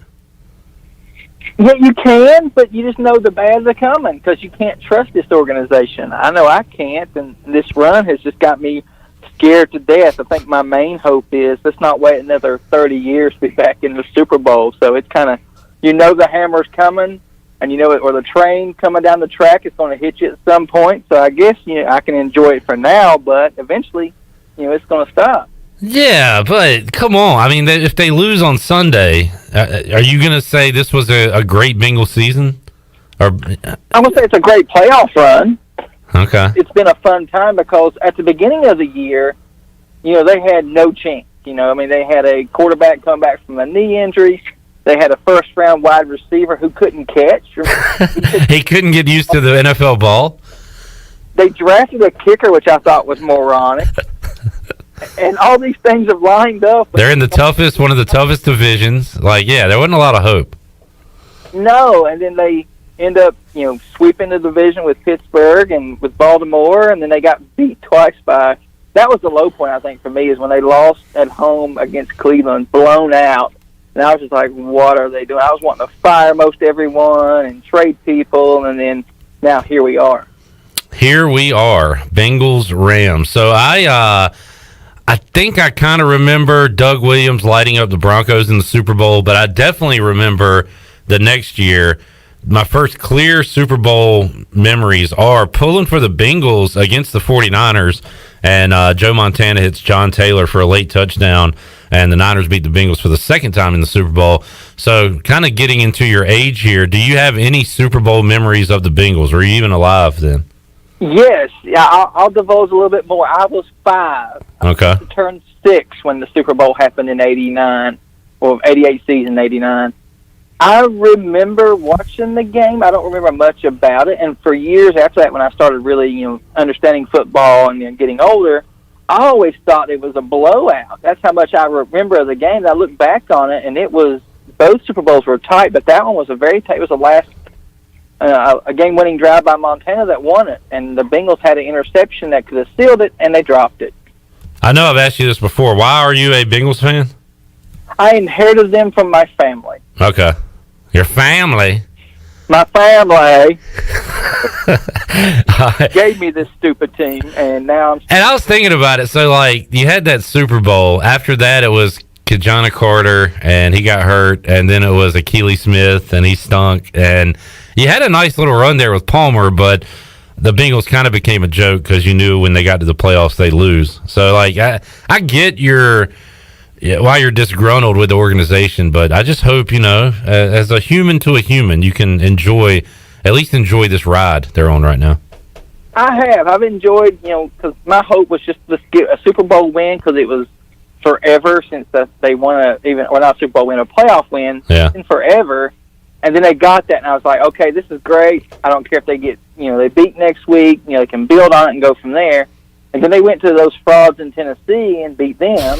They found out that Tannehill was not what Chad Moore thought they were. Oh. And I've been telling him all year they're frauds, and he wouldn't listen. But now, there's the proof in the pudding. If you throw an interception like that. All right, this is what Redbeard really enjoys. Not even his team winning, the ability to talk junk to teams, the fans that you did beat.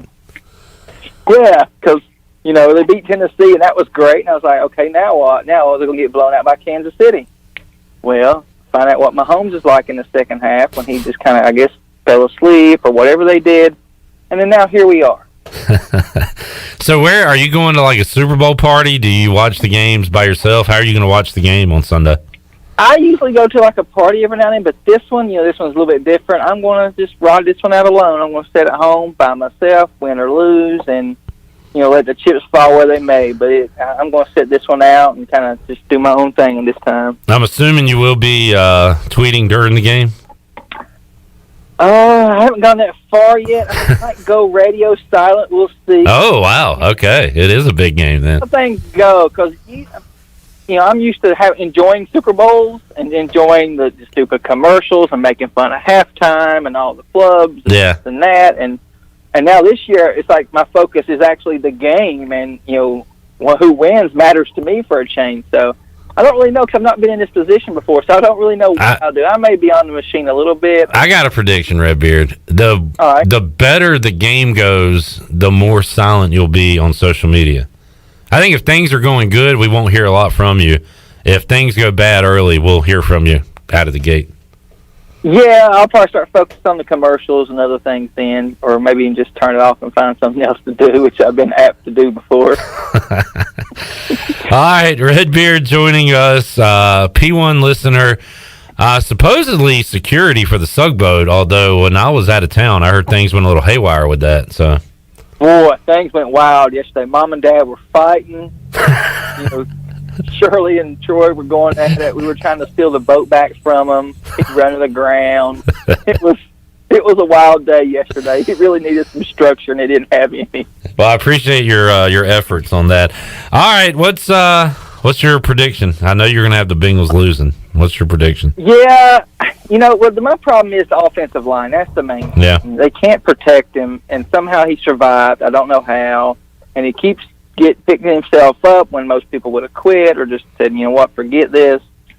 I think it's going to be close, or I hope it is at least. I see Rams, the spread's 4 now, 3.5, 4? Yeah. I'll go with 31-28, somewhere in that neighborhood. And if I told you, Redbeard, instead of getting Rodgers, Brady, whoever in the Super Bowl, you get Matt Stafford, you would take that, right? Yeah, I would take that because he's apt to throw a pick six here and there. Yeah. And I think the Bengals would need that to win. If they have a chance, they're going to have to get a couple of turnovers, and they're going to have to find a way to either have Von Miller and Aaron Donald arrested or locked in a locker room or something. If you were a real fan, you'd go get assaulted by one of them in the next couple of days and get them arrested, if you were a real fan. Yeah, I'm sure there's somebody out there trying to do that in my stead. Yeah. those two guys will just destroy. That's my concern. I would rather have the 49ers because Jimmy G stinks, and he's been just lucking into it. Yeah. And, his luck ran out, but I think he had one more bad luck game left in him, and I would have preferred that matchup. All right, Redbeard joining us. We'll see you at Clark LeClaire. If you ever want to get to Minji's Saturday night at 6, let me know. We could get you in section 213.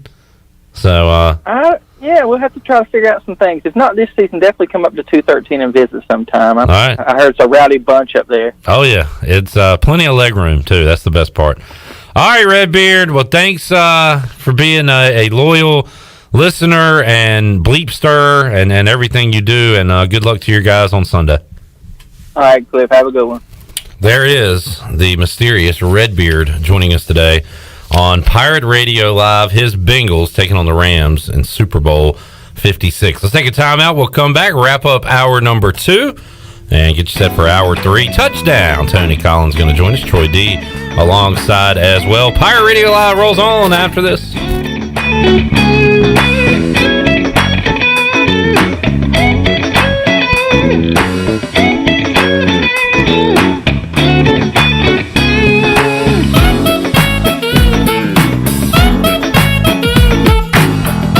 In studio with Jeff Stein from Brown & Wood. What's new, Jeff? Everybody's thinking we're having some inventory issues in the car business, which some of it's true. For used vehicles, Brown & Wood has a lifetime powertrain on every vehicle you buy from us, new or used. So even when you buy a used vehicle from Brown & Wood, you have lifetime powertrain. We cover the engine, transmission for as long as you own the car. Brown & Wood, your #1 dealership in Greenville and the home of the lifetime powertrain warranty. Introducing new Bud Light Seltzer Hard Soda, Classic Cola, Cherry Cola, Citrus Soda, and Orange Soda. You hear that? It's seltzer with a pop of soda, all with 0 sugar. Bud Light Seltzer Hard Soda, the loudest flavors ever. Pick up some new Bud Light Seltzer Hard Soda at your favorite retailer today. Bud Light, proudly distributed by Carolina Eagle Distributing since 1989, and the official beer of the ECU Pirates. Hey Pirate Nation, Lindsey Gray here with Carolina Caliber. In 1960, my granddaddy started his firearm business right here in Eastern NC. Still family owned and operated, we have the area's largest selection for outdoor shooting sports and accessories and are one of the nation's top firearm dealers. At Carolina Caliber, we have everything you need from hunting, home defense, and personal protection, including a wide variety for ladies and youth. We buy, sell, and trade. It's a time-honored tradition. Visit us at Carolina Caliber on Fire Tower Road in Winterville.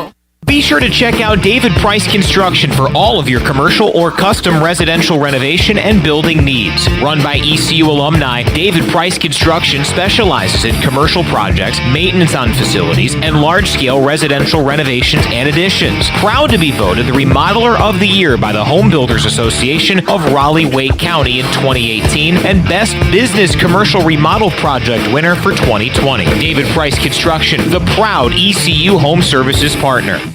While you're sleeping, our whole hogs are slow cooking over wood to create that bite that Eastern North Carolina is known for. I'm Sam Jones, and for more than 3 generations, my folks have been the torchbearers for what whole hog barbecue is supposed to be. At Sam Jones, you'll find plenty of smoke, but no mirrors. Everything, and I mean everything, is made fresh daily, including our sides, sweets, and sauces. Come on over and see us at Sam Jones Barbecue, and I bet you'll be able to taste our passion in just one bite. Sam Jones Barbecue, Fire Tower Road.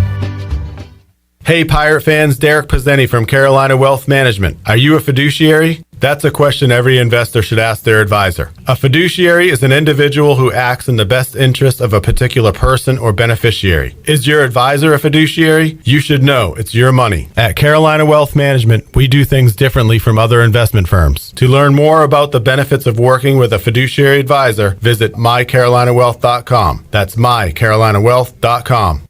Pirate fans, the 2022 football season is going to be one for the record books. East Carolina is coming off a 7-win bowl season, and 2022 is shaping up to be even better. The Pirates need you to pack Dowdy-Ficklin Stadium this fall with a great home slate that includes in-state rival North Carolina State. The American Conference schedule features home games against UCF, Memphis, Houston, and Navy. Season tickets are on sale for as low as $125. Get your tickets today by visiting ECUPirates.com.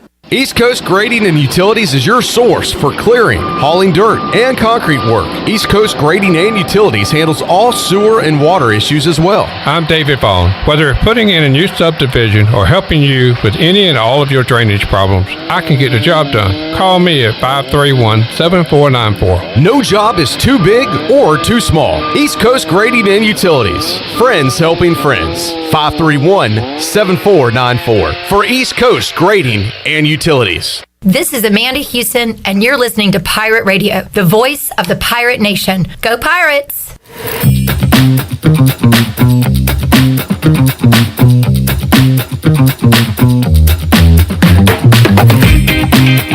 You're listening to Hour 2 of Pirate Radio Live. Now, back to the show. Welcome back. For the latest breaking news, interesting stories, and awesome contests that can make you a winner, be sure to follow Pirate Radio on our social media on Facebook, Twitter, and Instagram at PR927FM. Join the over 53,000 followers today. Now let's head back into PRL. Here's Clip Brock. Alrighty, back with you here, wrapping up Hour 2 of Pirate Radio Live. We are 1 week away from Clip and Troy D's fantasy NASCAR draft. Yeah, I was thinking about that. I was afraid it was going to be today, and then I realized I was getting ahead of myself. It's you got next a week. So I am going to prepare for this, so I'm excited about it. I'm fired up about it. You are not going to prepare. No, I am going to prepare. You're going to print out a sheet before we start. I prepare every year for this. All right. I even watched the freaking Clash of the Coliseum to prepare for this. Interesting, because I wanted to wrap up the hour with CJ talking about it, but we could also get your thoughts on it, because I did not watch it. And CJ, we'll start with you. I told you I was going to ask you about it. The Clash. So this is in the LA Coliseum. LA Coliseum. Yeah. Short track racing. Shortest of short track, by the way. How did you enjoy or dislike the event on Sunday? I personally liked it. It's not something that I want to see often, mostly because, they had to run the heat races. Then you had to, I think there were only 25 cars or so that qualified for the main race, so you can't put a full 40 cars out there. Here's my problem. It was too slow. It's too short of a track. They're just constantly turning. They can't go fast enough.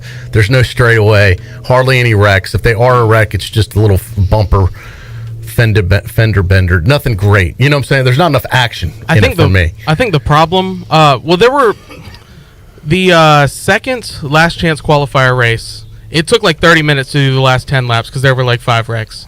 But that was the only time there was any real action as far as wrecks go. They're going slow around the track.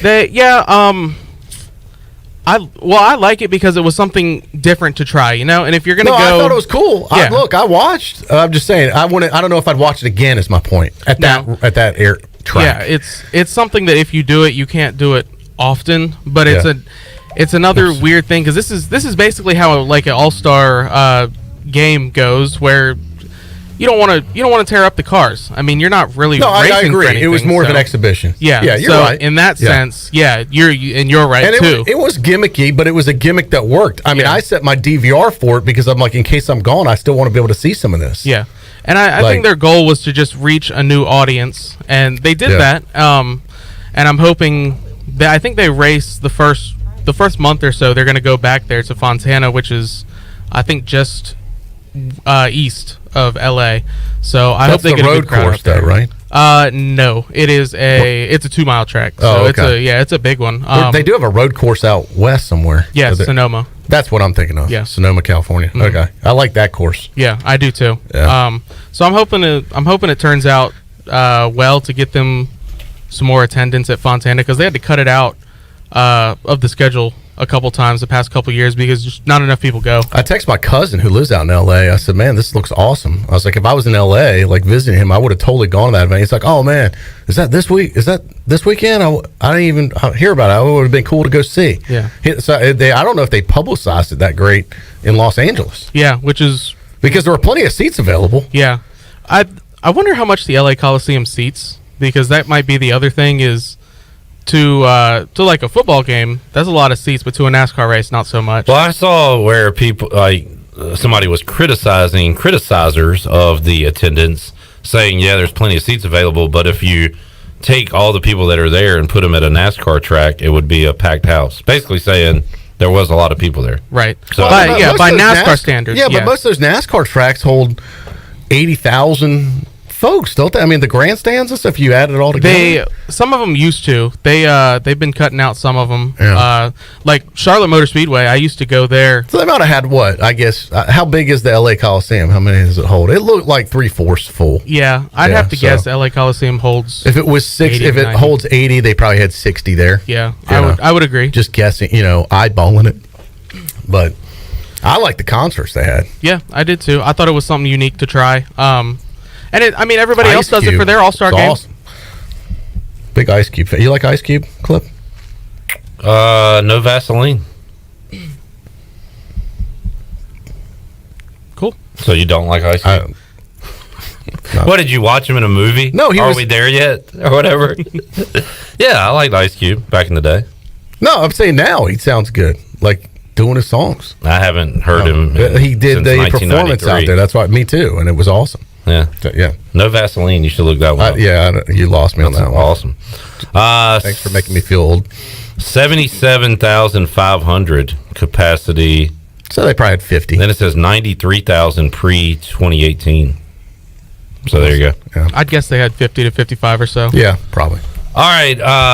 So next week we'll do our draft live, and we'll have CJ. Can I critique? Break down the picks. That's fair. Since he watches NASCAR. He can, after we do it, that's a great... And he can be the... Can I be the analyst? Can I be on the board? Yeah. Floor, ceiling. Can I make a big board? Yeah, you could be the Mel Kiper of our draft. Okay, I'll and make you a can big say, board. great pick by Troy D. Good lateral movement, quickness. Yeah, you can... Because a lot of times I'll try and critique the guy, give a reason why I picked him, but you could really break it down And because you know that reason is his car is cool. I like M&M's. I love M&M's. Man, I love that blue car. Yeah, that's all Love we M&Ms. got. So you can give us real insight on our picks. A lot of the times I take the other bush just so I don't have to get confused on which bush I have. You know what? Give me double bush. That way I know. Yeah. Clip, you can never go wrong with double bush, my friend. Well, let's take a timeout. What are we doing? When we return, touchdown Tony Collins will join us. He's here. He looks ready to go. He is ready to go. He's got a book signing coming up. He's got a book signing. A book signing and a dog event. Troy and Tony have busted guarantees out there. I forgot what my guarantee was. That you would take Tony to a basketball. Oh, I did And you guarantee didn't. if he would go with me. You didn't say that. Well, You we're said going to clarify that. All right. Today. We got a lot more to go. Welcome back, Captain. Good to be here. We'll talk about that. All right, settle down, everyone. I'll talk about that too. We got a lot to do in an hour to do it. All right, we're back after this.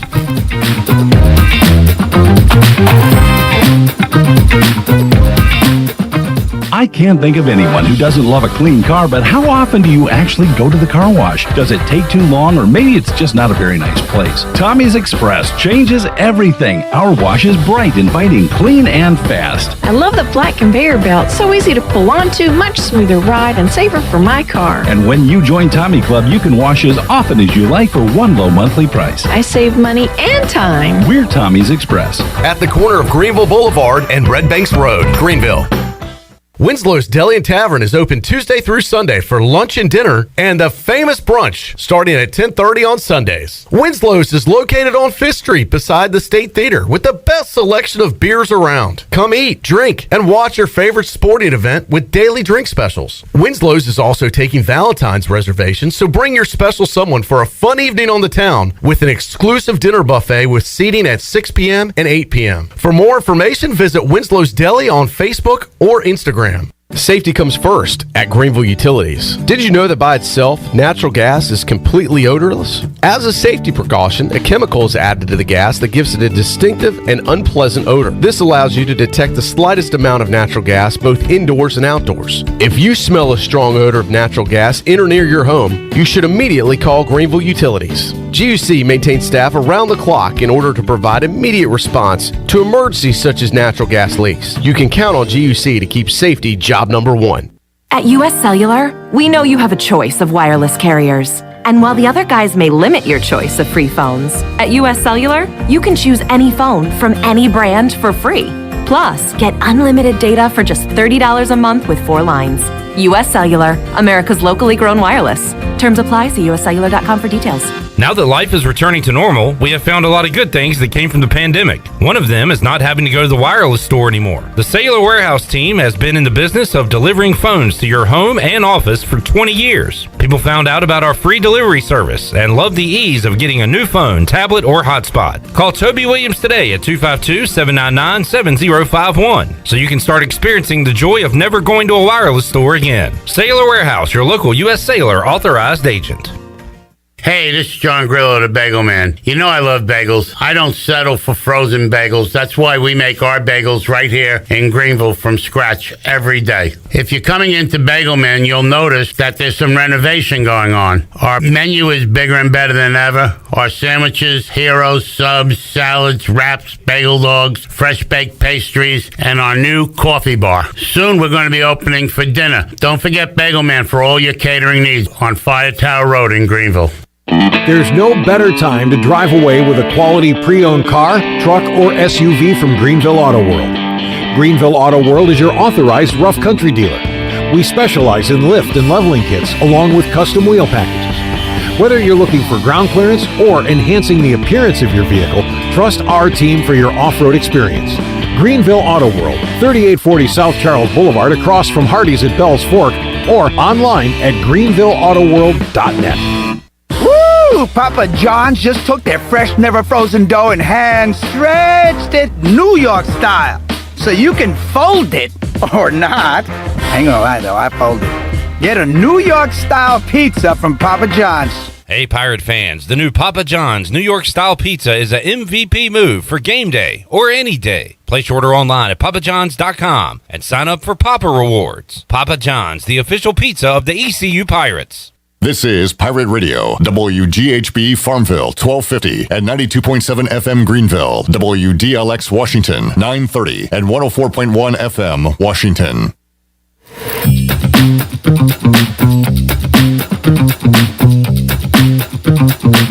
You're listening to Hour 3 of Pirate Radio Live. This hour of PRL is brought to you by Bud Light, reminding pirate fans to stay in the game and drink responsibly. Bud Light, the official beer of the ECU Pirates, and proudly distributed by Carolina Eagle Distributing since 1989. Now, back to the show. Welcome back. Domino's of Greenville has 3 locations to take care of you. Take advantage of the week-long carry-out deal of all 3 topping pizzas for only $7.99. Order online today at Domino's.com. Now let's head back into PRL. Here's Clip Brock. All righty. Glad to be back here on a Thursday, Hour 3 of Pirate Radio Live. We'll open up the Pirate Radio booty bag, make you a winner coming up later on this hour. Clip Brock here. Troy D here. Troy, great shows. Monday, Tuesday, Wednesday. Thank you. Great guests. Appreciate it. Like I said earlier, you guys had David Glenn, Nui Scruggs, Mark Packer, Eddie King, big time guest. I had Redbeard, the internet troll. Yeah, well, you know, we loaded up the first 3 days, but it's good to have you back. Saw you broke out the shorts today. You motivated me to go put on the shorts too. All right. 70-degree day in February, sunny skies. Man, summer is getting closer, baby. We got 6 people here, 3 in shorts today. That's a great. I love seeing that. Tony did not show us the legs. Although Tony, you wear like jorts sometimes when it gets warm. I noticed. Wear who? Jorts. What the hell is jorts? You don't know what jorts are? Jean shorts. You're a jorts guy. Oh, okay. You love the jean shorts. Yeah, I do. Yeah. That's how you know it's really warm. When Tony breaks out the jorts. It got up to 70 degrees today? It did. Really? Yep. I saw my car said 72 on the thermometer. I hadn't even told Tony this. I had a celebrity sighting, I think on Sunday. I'm driving down the road and I look and I see Mr. ECU Hall of Famer touchdown Tony Collins getting his afternoon walk-in. Yeah, gotta get that walk-in, man. Trying to lose this weight, man. Good for you. You look good already. I don't know what weight you're talking about. It's there. Where? Trying to get down to my playing weight. Okay, but I'm saying you look in good shape already. Oh, yeah. And I didn't even say this time, I didn't even put a qualifier in there, Clip. Did you? Good. I didn't say you're a big 48, qualifier. I was like, I never realized I was doing it until you brought it up the other day. You're like, why you always tell like for his age he looks good? Yeah, just so I just dropped that. That was good. You're looking good. Tell you what, I told you if you shaved, you'd look 10 years younger too. Yeah. 2022 Troy D is really constantly trying to improve. We can always be better, Clip. 1% a day. I'm proud of you, Troy. Just don't ask Shirley how this week's gone so far. She seems much happier today. Yeah, I think so. Got her balance back out. Well, at least the first 2 hours. right. So, yeah. Troy, we'll address this very quickly. What?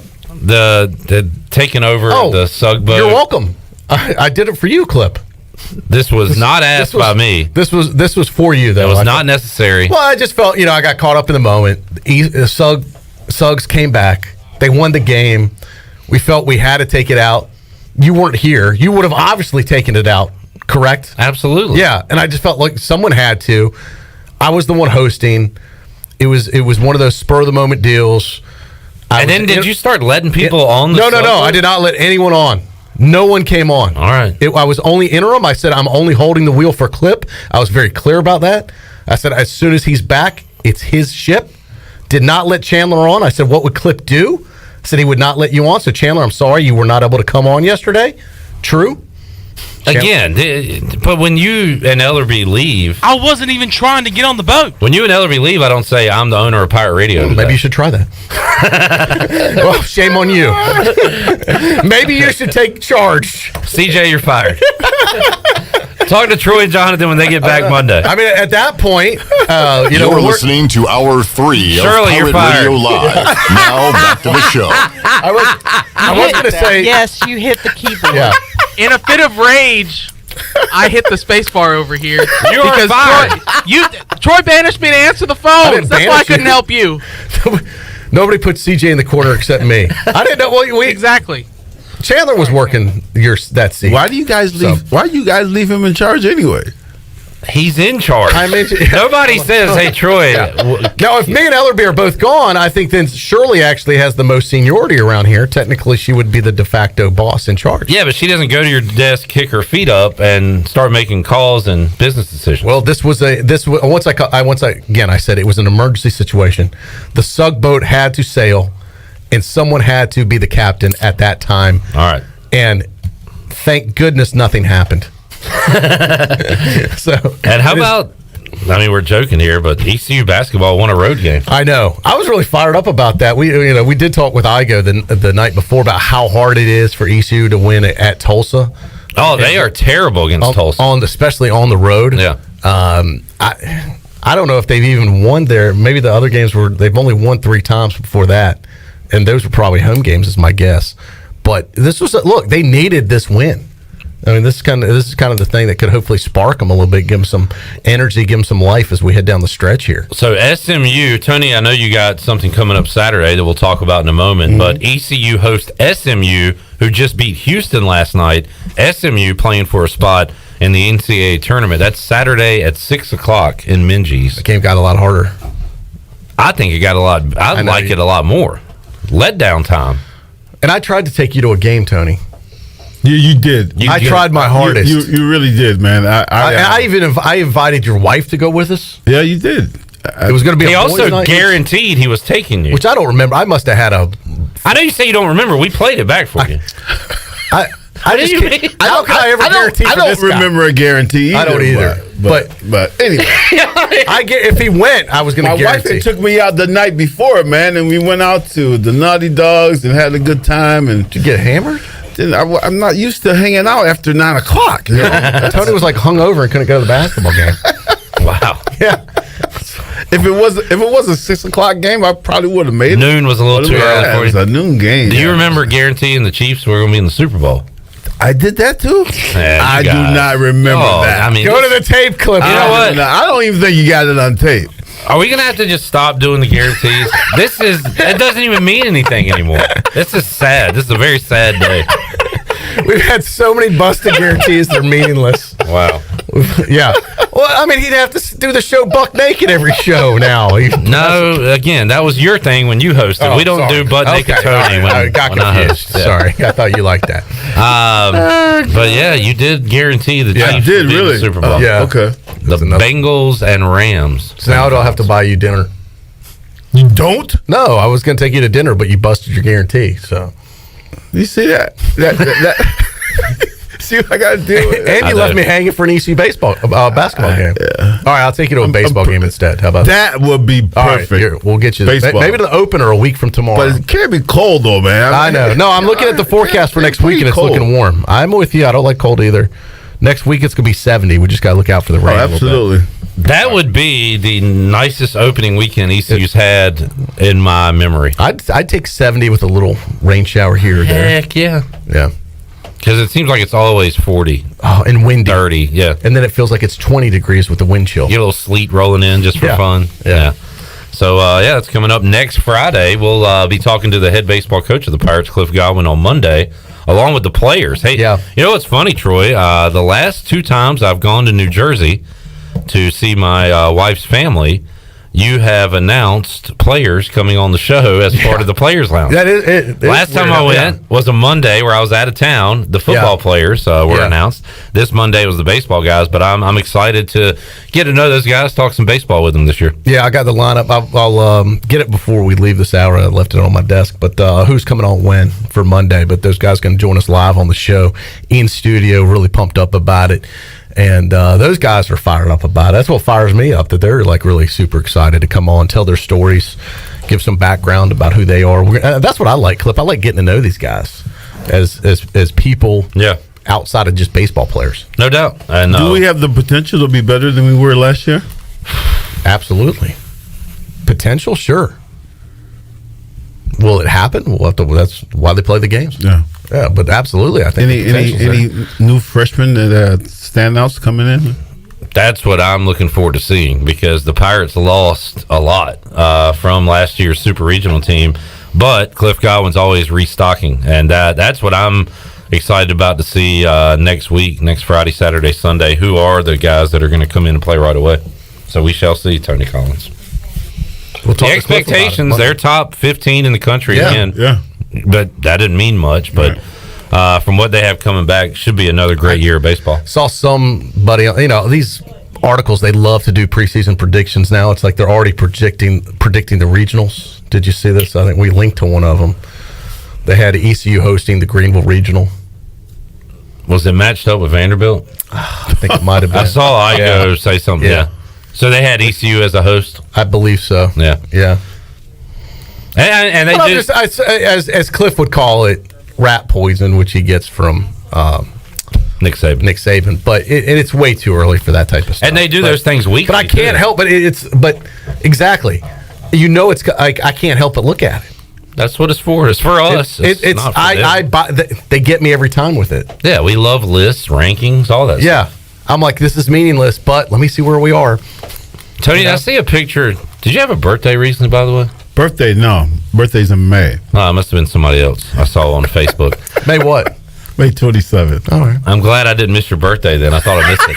Did I see a picture of you with the old baseball team recently? Back Babe Ruth, man, when I was in the 7th grade. Tony, All-Star team. In his baseball days. What position did you play, Tony? I played catcher and center field. Really? Yeah. You're an athlete. I'd expect that. Yeah. Catcher, let me tell you something. Right. Catcher, I think, is the toughest position. Yeah. That's why your knees are all messed up. I don't like catching that much. From being a catcher. I like playing out in center field. Having a squat all that time. Get to roam a little bit. Yeah. And you don't get a lot of balls hit to you. That would be my least favorite position is catcher, just because, You got to be alert being a catcher. You got to catch the ball. I mean, think about it. You touch the ball more than anyone else because the pitchers, they change. The catcher stays the same the whole game. Yeah. Do you ever play baseball growing up, Cliff? Yes, Troy. Did you? Not organized. Yes. No. Which position? I played first base. I caught. I pitched a little bit, and then played second base freshman year of Conley. All right. So I also played baseball, and I was a catcher. It's a tough. I'm being serious. I had to do emergency catcher one time. I hated it.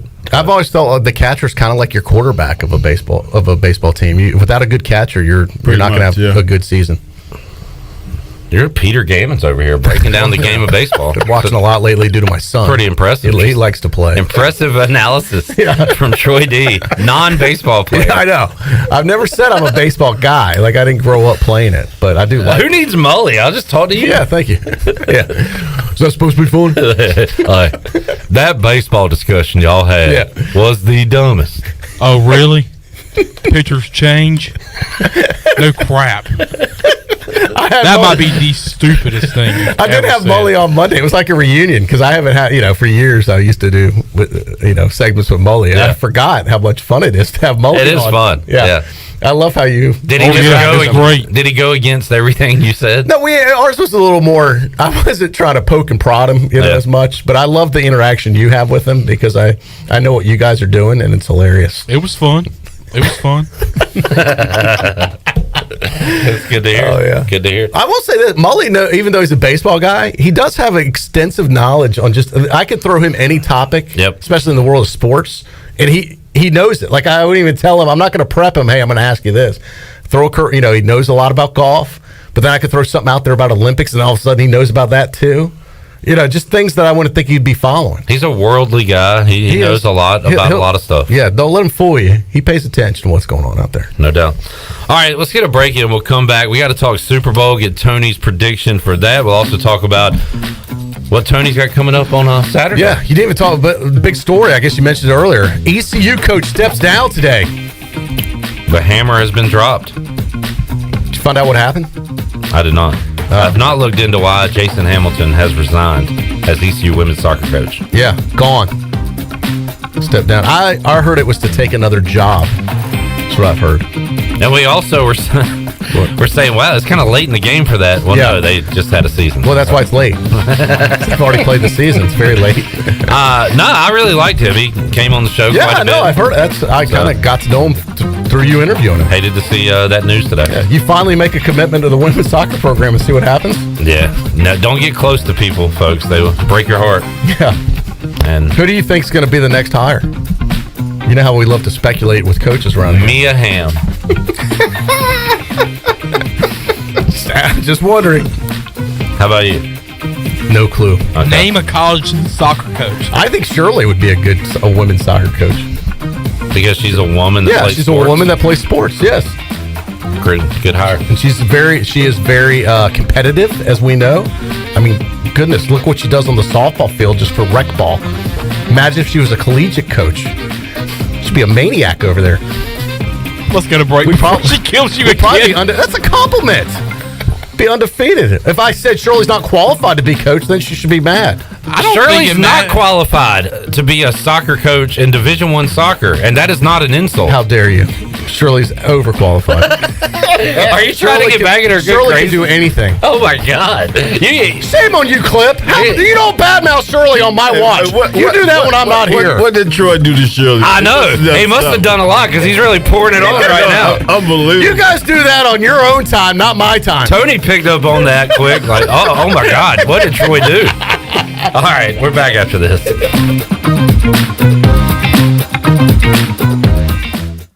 Grow Rug 26 is coming to Greenville March 25th through the 27th. This is DJ Fussell from F3 ENC, inviting all men to sign up now for this leadership training event. The Grow Rug training events are designed to help men become high-impact men by reinforcing the F3 mission of invigoration of male community leadership. To register or to learn more, please visit f3enc.com. That's f3enc.com. Remember, you don't have to be great to get started, but you've got to get started if you want to be great. It's a new year and we have some exciting news at Angel Oak Home Loans. This is Talbot Green and I would like to introduce you to the newest member of our team, Braxton Green. I've known Braxton his entire life because he's my nephew. He is also a recent ECU graduate and has lived in Eastern North Carolina his entire life. This is Braxton Green and I'm looking forward to working with you with your next home loan or refinance. Give us a call at Angel Oak Home Loans today at 751-2060. NMLS 1719250 and 685842. Equal housing lender. Before anyone walks into your business, the outside is what they see. Make sure your first impression is a good impression with the right curb appeal. Hi, this is Daniel Andrews from Dan Andrews Lawn Service. We specialize in making your business look great. Let us handle all your professional landscaping needs. We do it all so you don't ever have to worry. Residential services are also available. Call us today at 717-8006 and we'll come out and give you a free quote. Taking care of your landscaping needs is all we do, and we've been doing it for over 20 years. You can trust our reliable team at Dan Andrews Lawn Service, covering all of Eastern North Carolina.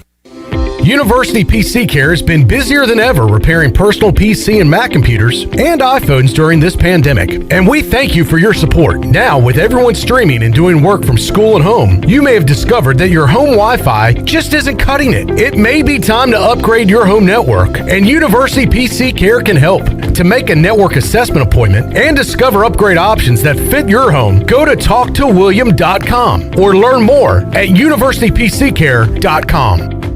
Hi, this is Jeff Charles, and welcome inside the booth. The dog days of February are here for college basketball teams, including the Pirates. I'll have some thoughts next. Your radio home for Super Bowl 56 is Pirate Radio. Tune in Super Sunday as the Cincinnati Bengals take on the Los Angeles Rams. Four-man rush, sets in the pocket, packs his arm, line drive, end zone, caught, backpedaling, near side, caught, touchdown Rams! An 11-yard touchdown pass by Matthew Stafford. Catch all the action right here on Pirate Radio, your radio home for Super Bowl 56.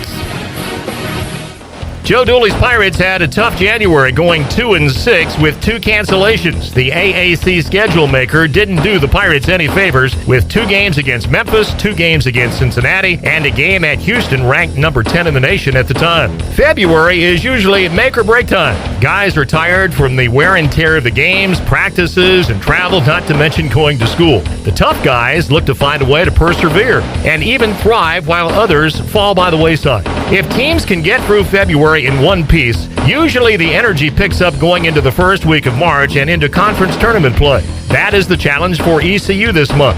Stay the course, keep chopping wood. There are 8 games this month, 4 at home and 4 on the road. A good month, and the Pirates can have a rare winning season. A bad month, and it's just more of the same. Stay tuned. Come on back next time, and we'll visit Inside the Booth.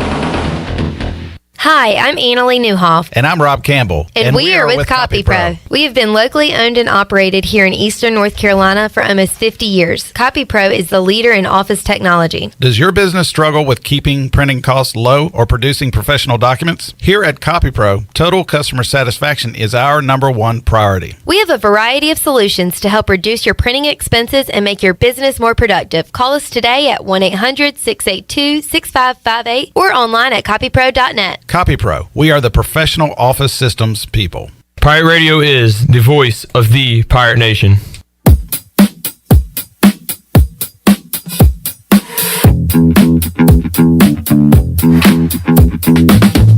You're listening to Hour 3 of Pirate Radio Live. This hour of PRL is brought to you by Bud Light, reminding Pirate fans to stay in the game and drink responsibly. Bud Light, the official beer of the ECU Pirates, and proudly distributed by Carolina Eagle Distributing since 1989. Now, back to the show. Welcome back. Brown & Wood is your home of the best selection of GMC, Cadillac, Buick, and Mazda in Eastern North Carolina for over 80 years. Shop their entire inventory online at brownandwoodauto.com or visit them on Greenville Boulevard. Brown & Wood, Greenville's #1 dealership and the home of the lifetime powertrain warranty. Now let's head back into PRL. Here's Clip. All right, back with you here, Pirate Radio Live on a Thursday. We'll make you a winner coming up at the end of this segment. As we'll open up the booty bag, Troy D. Touchdown, Tony Collins alongside his Patriots not in the... Are you excited about the Super Bowl? I am excited. No Brady, no Patriots. No Brady, no Patriots, but we got two good, I think, great quarterbacks that's going to play on Sunday. Are you excited, Cliff? I'm just kind of ho-hum. It's almost like another game for me. I'm not that pumped up about it. But it's the Super Bowl, Troy. Yeah, I know. I'll watch it. I'm just not that geeked up about it this year. I got tired of the same old team. I do like. Look, I'm excited. I hope I like the underdog. I hope the Bengals can pull this thing out. Something new. So you're going with the Bengals? I am. I think they went out right. Troy did pick the Bengals to beat the Chiefs. Yeah. You did do that. I remember that. I'm going to ride that Bengal Tiger all the way. I remember that. Yep. Good pick, Troy. You should have put some money on that, man. Trust me. He should have slid it across the table. You were waiting for him, remember? Yeah. I know. You told him to slide it across the table. And then you got out of here before we could finish the wager. But I would believe me, we would have bet, and he would be like, "What bet? I don't know what you're talking about." He also had forget about a bucket head. The Niners beating the Rams, which y'all would have canceled that bet. I did. No, I did. Yeah, which almost happened. Tony said 2 great quarterbacks. Joe Burrow looks like he's on his way. We would not. Stafford, I always thought was a good quarterback, but you would not be saying great if he was stuck in Detroit for the rest of his career. I mean, he got out of there, went to L.A., and it could be a career, maybe Hall of Fame move for him. Absolutely. You know what? The thing, he just didn't have any weapons in Detroit, man. Yeah. That's just how it works. And coming out to L.A. was the best thing for the kid. Well, I mean, and it doesn't matter. It goes to show you, it doesn't matter how good you are at quarterback if you don't have if you don't have an offensive line, if you don't have a good running back and some receivers. He did have Calvin Johnson for years. He did, but that wasn't enough. No, they didn't have anything else Yeah. around him. Now he's got to feel like he's been born again almost. Absolutely. I mean, that is a rebirth. Yeah, for real. From purgatory, NFL hell almost to And not only that, Super Bowl. literally just like the cold and darkness of Detroit to the warmth and excitement of LA. Yeah. Even that physical manifestation of locations. It's a big word for That you. was, yeah. That was a big word. There was a lot to get out right Need to take a break. Can you spell that? Woo! Manifestation. Yeah, but I mean, really, that was just as the physical change is big, so is his play. Tony, you talk about what you got going on Saturday? Yeah, my wife has started this doggy treat business, and so we're gonna try to kick it off on what type of doggy treats? Let's hear about these. It's chicken treats. It's like all natural stuff. All natural. Like what made her start this? All natural jerky. We took a trip to I can't remember what trip we went on, and this couple that we met was talking. They had a dog and talking about the doggy treats that they make for their dog, and she got a sample of it, and she started making it on her own. So it's all natural. All natural. Like jerky treats for your dog made out of chicken. Made out of chicken. Have you tried? Now, knowing you've probably tried it, haven't you? Absolutely. I eat it all the time. So it's not only for dogs, could be for humans. See, I think you're misguiding how you're marketing this thing. It should be human and dog treats. But see, there's no seasoning in it, so it's not just plain. It's just a plain chicken, So, but she does make a little slide for me with a little same seasoning. type. Tony throws a little hot sauce on. Good to go. Yeah. Yeah, but man, we're doing that on Saturday at Naughty Dogs. So how does she package them up? Like, what do they come in? How much are they? They're $10 for a pack. I can't remember how many pounds it is or ounces it is. It's probably, I know it's not pounds, it's ounces. But it's a $10 pack, and we have them at Naughty Dogs. We have the little treats in a little bag. So cool. We'll be giving samples so people can try them. Yeah, try them out. Yeah, absolutely. Taste one yourself. Samples, try them out. But I guarantee every dog that comes into Naughty Dogs, every dog, I guarantee they'll like the treat. Every dog. So bring your dog out. They can try it. Your dog can try it right there. Yeah, absolutely. And then when is it? What time is this going? It's from 2 to 5 at Naughty Dogs. 2 to 5 Saturday in downtown Winterville. And I'll be there also signing books. It's more of a her thing, right? But I'll be there signing books, taking pictures with people, and having fun. Cool. That sounds like that's awesome. Yep. Unfortunately, I would love to be there. I have a conflict Saturday, but do you have a dog, Troy? I do have a dog. Oh, okay. Yeah, I have a Westie. Your dog needs a treat. Yeah, I'm gonna get some. Yeah, I want to get some. Are you gonna purchase them? Well, I want to get a sample, like you said. Let the dog make sure Summer likes the dog. Sure Summer likes it. Right? Yeah, if Summer likes it, I will. How about this? But I guarantee Summer likes it. I will buy a box from Trudy. A box? Well, a bag, whatever your $10, whatever it is. $10 bag. Okay. No problem. I will make a purchase from Trudy, not you. Yeah, don't give it to me. I don't. I will support Trudy. Yeah. No, I'd support you too. But absolutely. Yeah, man. 2 to 5 Saturday, Naughty Dogs. Naughty Dogs. All right, good deal.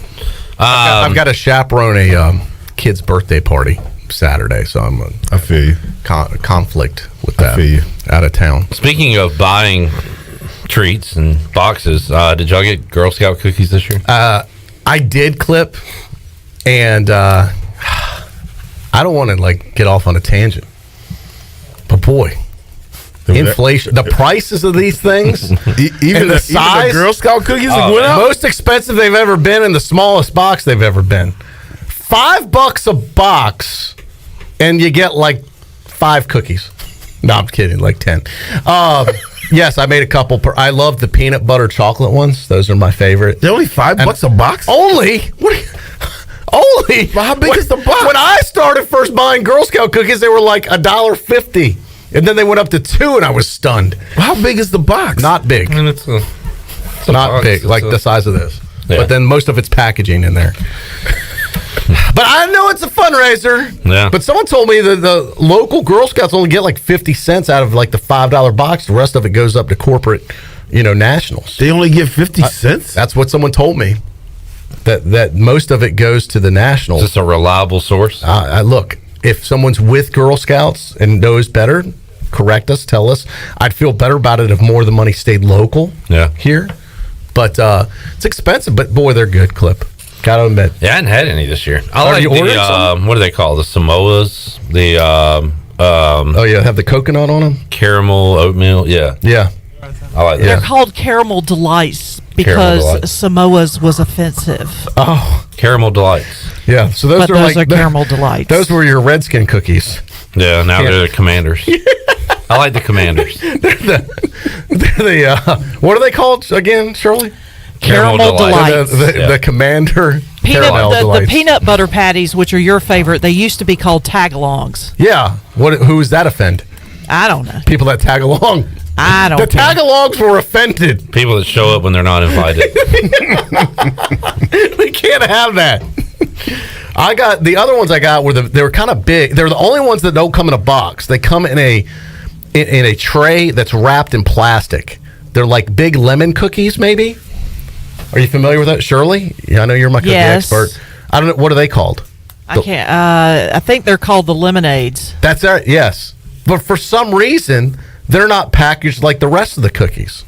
Probably because the cookies are bigger than the other ones. Yeah, I guess. But they're very hard to reap. So I got to shove them into a Ziploc thing because there's no way to put them back in once you rip open the plastic thing. How many of these cookies you got in your house? I got, those are expensive. I could only afford 2 boxes this year. I went $10 deep in it. Could have spent it with Trudy, but I gave it to the Girl Scouts. Sorry. Yeah. Troy's been giving his dog Girl Scout cookies. I give. Yeah. So, plus, I'm trying to cut back on that stuff. I'm trying not to eat so many cookies. I got them mostly for my kids because I'm trying to get in shape for the summer, Clip. Get that summer bod. With weather like this, I'm getting spring fever, baby. And now it's reminding me I need to step it up a notch. And eating Girl Scout cookies does not help me in stepping it up a notch and getting in shape and shedding that last 15 to 20 pounds before pulling beach season. Are you still on the yoga train? Well, yes, but I've had a setback. I had, you might remember a few weeks ago. Your near-death experience? Yes. Yeah. I had a situation. Doing yoga? No. Close. No, Tony, you were here. We talked about it. I had a situation on an ATV in the snow where we had an accident. And we flipped the ATV. Okay, I remember. And I'm okay, as you can tell. But I landed on my shoulder, and it is it's been about a month now, and I've seen like 2 physical therapists. I've talked to 2 physical therapists about it. And it's just starting. Like the yoga is a lot of posing that requires shoulder strength. Yeah. And at that point, like there were times like I couldn't even open my glove box without my shoulder hurting. But I've consulted with my buddy. Well, I don't want to say who, but okay. But I ran into some people that are experts in the business. That I asked them about, they told me what to do, and that they checked, and it was. You need like Tommy John surgery to get back right. It's going to be okay. All right, but I'll tell you about it in the break, and then you can see if it's appropriate to talk about. It's your shoulder. I feel like we've got enough info out there. I don't need to know anymore. I just want to know if you're still doing yoga. Yeah. So as soon as so I feel like I'm another week away before I can get back on the yoga train. All right. Yeah. What else do we need to know, Tony? What more to this story could there be? Would you like to do yoga with me? How X-rated could a shoulder be? I mean, yeah. What's going on here? Would you like to do yoga with me? No. Why not?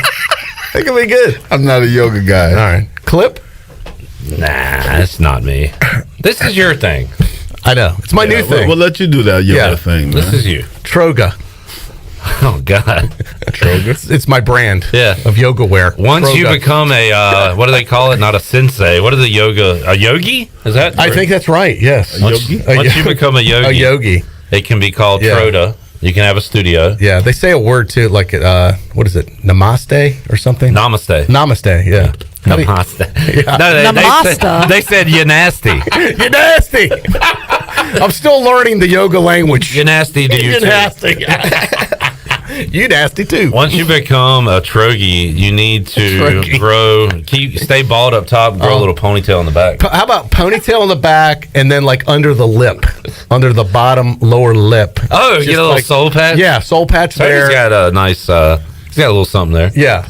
Grow the soul patch under my bottom lip and grow out the ponytail in the back. You've already really thought about this, it sounds like. Oh, full yoga. You think you can grow a ponytail now? Oh, my hair in the back is thick, Tony. Absolutely, ponytail. Really? It's only the top that's the problem. I know that. No, but the I'm back. just saying, If I grew it out, yes. How long would it take you to grow a ponytail? Why? How long would it take? Like I don't know, a couple months. Like how long does hair? A couple months? How fast does hair grow? How about a year?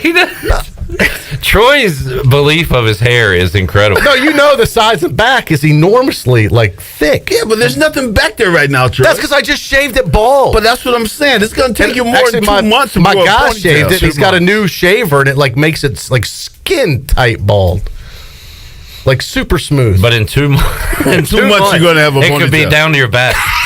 Well, I'd not have to shave it. I'd have to let it grow out. In 2 months? In a couple months, it would start. Look, in a month, it would start to get a little furry back there. Well, you're talking about full ponytail.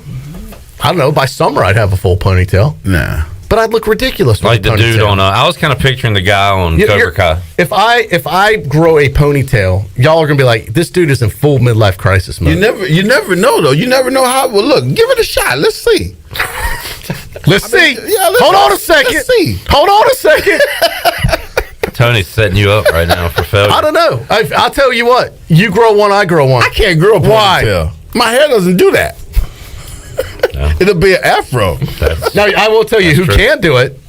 This man right here. Yeah, I got a Clip lot. Rock. He could do it right now. He almost got a ponytail now. Now, I will say this. Clip cuts his hair. I don't know. Your hair grows faster than anyone. It does grow really because fast. you'll come in here a few times a year with a clean shaven face and a new haircut. And we're like, who's the new guy? We'll joke around. You'll look like a. And then a week later, I'm like, I'm homeless again. Tony. Clip's back. I'm like, how did you grow that out in a week? I can't help it. Man. It's incredible. What type of vitamins are you taking? Yeah. Your hair grows faster than anyone I know. But you could go full. You've got great hair. I'll give you that, Clip. You could go full mullet right now. You could go ponytail. You've got a lot of options right now. We could go locks for love, and I could give you some of my hair and you could throw it back there. I did love the video that you guys did because when I watched it, you just put the sport coat on. I'm like, damn, Clip even looks like a coach right here. Yeah, you look like a basketball coach. That was good. The promo. Yeah. And then there was another character you did. You look like that.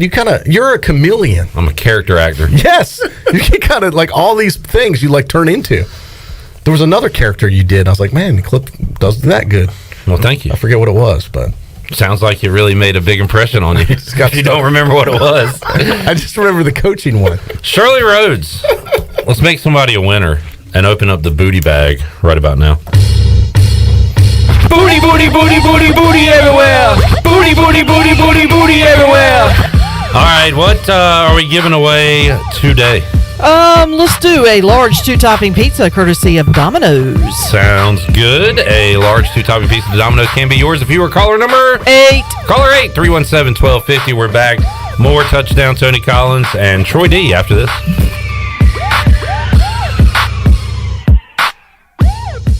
In studio with Jeff Stein from Brown & Wood. What's new, Jeff? For service, we're doing touchless pickup and drop-offs. So when you pull your vehicle in, we greet you at the car and open the door for you, but we're putting plastic on the seats. We're having a steering wheel cover put on. We even have shift knob covers now this year. And then we have the customer actually drop the key in a baggie, and they're the next one to touch that key when it comes out of the baggie when they pick up their vehicle. So just want to make sure we take care of the customers that voted us number one. Brown & Wood, your number one dealership in Greenville and the home of the lifetime powertrain warranty. At Jersey Mike's, we take great satisfaction in getting that perfect meat slice. Yes. But we don't do it for fun. We do it for fresh. Because slice to order makes a sub above. Alone, chicken, onions, peppers, and cheese have potential. Together, they have a purpose, a destiny, and a name. Jersey Mike's number 16 Chicken Philly. Because grilled to order makes a sub above.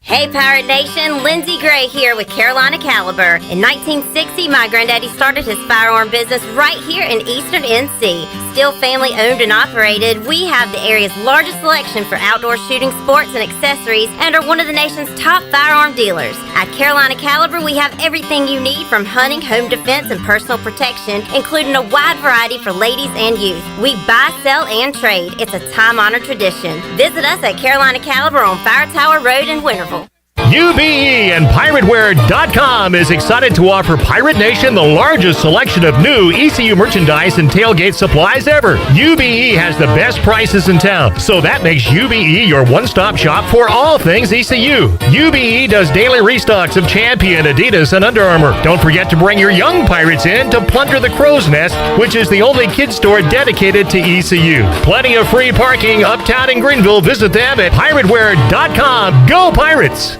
This is Dr. Phil Perdue with Orthopedics East and Sports Medicine Center. My colleagues and I recognize how difficult this time is for everyone in our community. We continue to see patients during the week while taking precautions to keep everyone safe. Our extended care clinic is now open on Saturdays and Sundays from 10 a.m. to 2 p.m. so you can avoid the emergency department for your urgent orthopedic care. For more information, please contact us at 757-2663 or visit our website at orthoeast.com. Bring home comfort at huge savings during Bostic Sugg Furniture's President's Day Power Event. Now at Bostic Sugg, amp up your space that makes a powerful statement with hundreds of power sofas, sectionals, and recliners in stock. Experience the power of better sleep on a Serta Arctic mattress with 48 months special financing with no minimum purchase. And with any Arctic purchase, get 2 free pillows. Now at Bostic Sugg Furniture.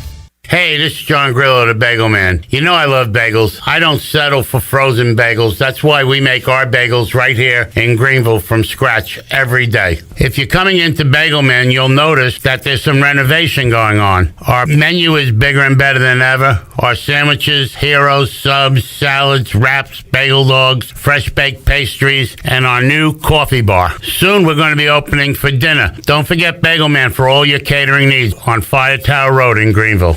The convenience of Pitt Greenville Airport is waiting just outside your front door. Service is back, so you're connected to destinations worldwide through flights from American Airlines. Plan your next trip. Book your flights today at flypgv.com or aa.com. Avoid the long check-in lines and congestion at the big airports and fly local at PGV. Fast, convenient, and close to home, PGV has more American Airlines flights. Book today at aa.com. PGV, where the pirates fly. This is Ryder Giles, and you're listening to Pirate Radio, the voice of the Pirate Nation.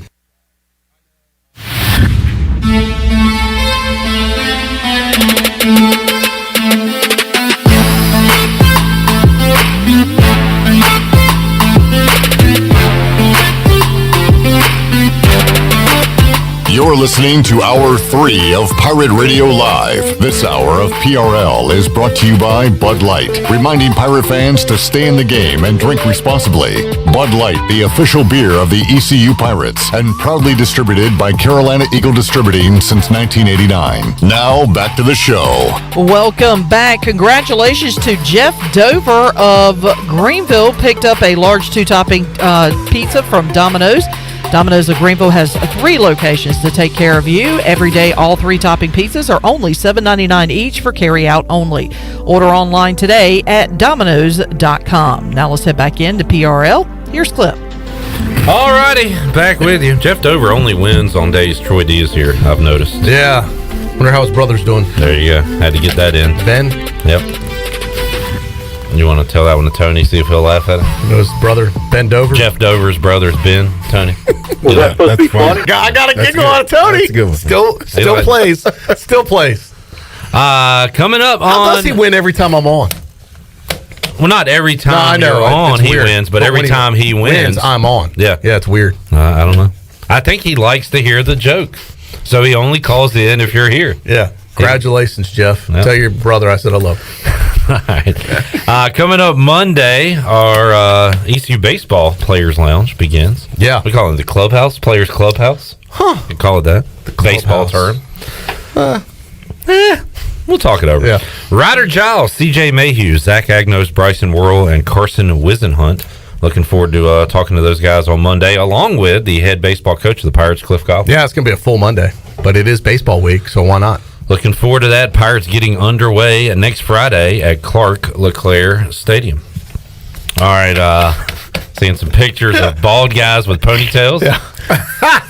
That's y'all's recommendation. They look pretty good. See, you look good like that, Troy.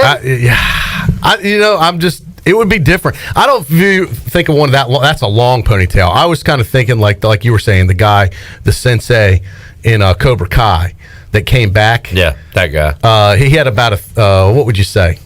Maybe about a few inches. Yeah, a few inches. Yeah. It wasn't a rat tail. It was a ponytail. It was a ponytail, but it wasn't huge, but it was noticeable. Yeah. Yeah. All right, so that's the kind of things we're talking about. That would throw you guys for a loop if I came in here. I think I would need to be gone for a while and then come back. Yeah, about a year. Come on, man. It wouldn't take a year to grow that. You don't think? No. How long? I mean, this is like How long is months that? and months. It is? Yeah. All right. Maybe 6 months then, by summertime. That would look good on the beach. Yeah, it would look. Ponytail I think you coming should out. go for it, Troy. We'll see. All right. Just think how many. No, I'm not gonna say that. Never mind. I mean, I want to see Troy at Atlantic Beach just like that, right there. I mean, come on. That's what I'm afraid it would look like. I mean, look at that. That is beautiful. I mean, you're talking, in 3 months, you got this. Yeah, that's what I'm afraid of. Coming out of a pirate radio hat. Yeah. Flopping back there. That would look good. It'd be different. I'll consider it. All right. Put that. Hey, look, 2022, new Troy did. I have done a lot of new things already this year. Yeah. I've done things I've never done before already this year, and we're not even 2 months in. All right. I got a question for you, Tony. It still kind of irks me when people on Sunday were complaining about the Pro Bowl. What do you think it is? It's been this for years now. How do you fix the Pro Bowl? You can't fix it. No. Do you just stop playing it? I think you should, because I mean, I think the challenges, the challenge, all the things they do, like on Friday and Saturday, I love watching that. Put that on Sunday and forget the game. What about when we talked about making it like a flag football game, like literally flag football? That's kind of what it is now. They're just doing touch. Yeah, who wants to watch flag football though? When you played in a Pro Bowl, right? Yeah. Did it feel real, or did it? Yeah, it was real. I mean, we were see, back then the winners get 10,000 and the losers got 5,000. I don't know what it is now. Yeah, we were trying to get that 10,000. You were trying to get some money. And so now we're playing. And now you can't really blame the players. No, you can't. You can't blame them all. Because That's why they should just cancel it. Because who wants to get hurt going to a Pro Bowl? And as a fan, I honestly don't like a lot of my guys being there. You tear an ACL in the Pro Bowl, you're out for the season next year. Man, so it's a game where now I think they should just go ahead and just cancel it. Or like Troy said, just make it a flag football game and just have a good time. And that's it. Did they do the dodgeball thing this year? Like they could do enough events where they could fill a time slot on Sunday and just say, here's the NFL All-Star Day or whatever. Yeah. But it's crazy how they're playing it now, and then like 15 years ago, you had Sean Taylor just knocking that Blasting a punter out of his socks. Yeah. And now, I mean, they're barely touching each other. It's crazy how times have changed. Yeah. That was not that long ago when he drilled that punter. Still funny to this day. It is still funny. Especially the Japanese call of it, the play-by-play. That's good stuff. All right. Did you make a pick, Tony? I have not made a pick yet, but I will. I think it's going to be a great game to watch. I think it's going to be a lot of scoring. Like I said earlier, LA really has the best defense. I think they have actually their offense is just as good as Cincinnati, but it's just something about Joe Burrows, man, that I'm going to go with them, man. I think Cincinnati can pull this off. It'll be an upset, and the kid's going to be I think a great quarterback in the NFL if he stays healthy. I made a comparison. This is kind of a hot take just to see if this happens. I'm going to look like a genius. Dan Marino went to the Super Bowl in his second year, Hall of Famer. And at that time, and I was too young to be watching football, but at that time, I bet there was a lot of people saying, well, he lost his Super Bowl, but he'll be back. No problem. Right. Never went back again. Never. Joe Burrow needs to win this one. Don't worry about he's going to be back. Win this one because you still got Josh Allen, Mahomes. May never happen. The AFC is stacked. Let me tell you something. Getting to the Super Bowl it's the hardest thing ever for an NFL team to do. And to win it back to back is almost impossible. I think the Patriots did a couple times, maybe the Steelers or Cowboys. You saying that as a Patriots guy is kind of disgusting, but I understand what you're saying. But it is, man. It's a tough road to get back to, but once you get there, man, it's a great little ride. But you're right. This is their one shot. Could be. Look at the Falcons. This is Troy D's NCAA tournament shirt story. Say, buy the shirt because you never know. Because I thought it was going to happen again. Hasn't happened since. 1993. 93 should have bought East Carolina in the NCAA March Madness Big Dance Tournament. Troy D said, I'll get one next year when they go back. I was like, $20. He put these logos on it. I don't know if I need this. Should have bought it, Clip. How cool would that be to wear that in March in the studio here and break it out? Yeah, like during the conference tournament, like this is what we're playing for, boys. Right. It's happened before. Let's make it happen again. Yeah. If is that shirt out there? Does somebody have that available? Somebody is on eBay or something. Got it. I'm surprised the guys at Tailgate Classics don't have it. That would be a great item. And if I did have it, I'd make a mint selling it to them. I know. Everything you have is worth that's a lot of money for somebody. What was the last thing you said? The turf, the grass we were talking about. Yes. Yeah. Worth a mint. How much you think that T-shirt is worth right now? Oh God, can't wait to hear this. Just to a Pirate fan, they could probably sell that for $100. So you think NCAA tournament for ECU? Somebody would pay $100 for that. Yeah, somebody would, but how much are they going to buy it for? Well, I mean, that's $20 probably. Yeah, 50 a mint, maybe 50. It depends. You need to cut out the middleman if that's the case and go straight to the customer. Tony, you got what is it? Dr. Dre, Snoop Dogg, Eminem, and others. I'm more fired up about that than the game. Yeah, you can YouTube like Snoop Dogg. No, songs. but it's live, man. I'm hearing they're not even letting people hear. When they do rehearsals, they're blasting music in the parking lot, so people can't hear the songs are going to be. And Zach Maskowitz is out there trying to listen. Yeah, remember when he got the anthem thing last year? God, that dude just bit it. Look at that on the side of the. Oh, it's a chick, but Did you see what she did? You're talking like a snowboarder. I know. Is that a dude or a chick? Boy, just tried a 360, 80. That was a gnarly mash. No, like her face hit the side of the lip on the pike. All right. It was all right. Never moving along. Yeah. Tony, I'm gonna have to start watching the Olympics for a little bit. You're all. What would be your dream? I like to recycle these questions, Troy D. Yep. What would be your dream Super Bowl halftime show? Alive or dead? Anybody you want? Who would you want? Oh my God, I'm not a big halftime guy with the Super Bowl, man. I just can't get into it. For some reason, it's just I've never been that. But if anybody, I would just off the top of my head, I would say Rick James, baby. I'd love to see Prince again. I mean, that was probably the ultimate. I still go back and watch that on YouTube. I don't think he could top that performance in the rain. Well, especially since Purple he's Rain. dead. No, I know. I'm saying if he was still alive and they had him back, I don't know if he could do it. But Prince was, man, what an awesome show. Purple Rain in the rain? Are you kidding me? I mean, perfect.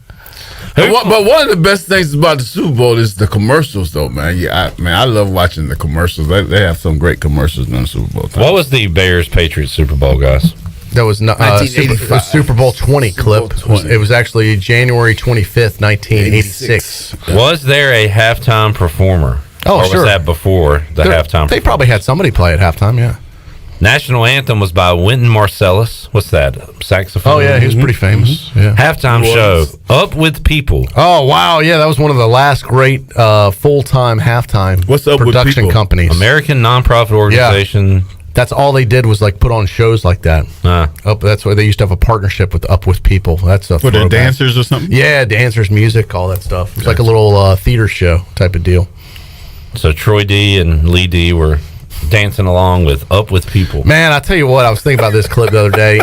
Back in '86, we didn't have these cell phones and cameras were a little harder to come. They didn't have the disposable ones back then. One of my regrets is I don't know if I've got a picture of me and my dad at the Super Bowl. Now, if I have it, I obviously would never have thrown it out, but I just don't know if we took any pictures back then. You got one at the Double Doink game. Yep. And a video. Yeah. But I mean, how cool would that be to have like a picture of me and Dad in the Superdome and like Tony Collins, even though it would be on the field, behind us? I get uncomfortable talking about this with Tony here. Why? I don't know. Wait a minute. Every time he's here, we bring up his team like some crime getting their Tony ass committed. kicked in the Super Bowl. It wasn't his fault. He was the leading rusher for the Patriots. Their defense got smoked. It was fun getting there, though. I have to admit that. It was a lot of fun. I love sports trivia. Can you name the 1, 2, 3, 4, 5, 7 Hall of Famers that played in that game? Well, you've got 2 were Patriots. Walter Payton. Yeah, you've got Walter Payton. You've got Mike Singletary. Dent. Richard Dent. Yep. Andre Tippett. Were they some All Bears or something? 2 Patriots. Andre Tippett and John Hanna. Those are the Patriots. So I'm looking for 2 more. From I've never heard of one of these guys. Michael? No, Mongo's not a Hall of Famer. The linebacker. What's the linebacker name? You already said Singletary, huh? I don't know. Dan Hampton. Oh, yeah. Dan Hampton's and great. Jim Covert? Jimbo Covert, offensive tackle. Okay. Oh, wow. Good call. Hey, it's a mean-looking dude. All right, there you go. Good job, fellas. Dan Hampton's one of my favorite players. 5 out of 7. Not bad. All right. That's it. We ran out of time. That was fun. Enjoyed it. Tony, get folks out Saturday 2 to 5 at the Naughty Dog in Winterville. Yes, sir. 2 to 5. You can go get homemade dog treats. Doggy treats. Bring your dogs. Bring the family. Meet Tony Collins. Have Get a your great picture. time. Lots of laughs. Lots of good time. That'll be awesome. Good stuff. All right. We'll get a full report next week from you. Yes, sir. Troy D will reconvene with you Monday. Yes, sounds good. We'll have our first pitch coming up Monday on the show. Good deal. And we'll talk to you fine folks. Are you inviting me to the game on Friday? Is that an invite? Which game? The baseball game. Next Friday? Yeah. If you want to go, I'd love for you. Yeah, I want to go. All right, done. Yeah. All right, there you go. Was that a guarantee? It's a date. That's a guarantee. I'm not guaranteeing anything. No. The game is not at 12 o'clock, is it? It's an afternoon game. Yeah, it's probably like 3 I'm just kidding. 4? It doesn't matter what time it is. I'll be there on Friday. Tony's there. As long as it's not raining or cold. Here we go. I'll be there. Here we go. Raining? No rain, no cold. We'll see y'all 3 o'clock Friday on an all-new edition of Pirate Radio Live. So long, everybody. Thanks for listening to Pirate Radio Live, an exclusive presentation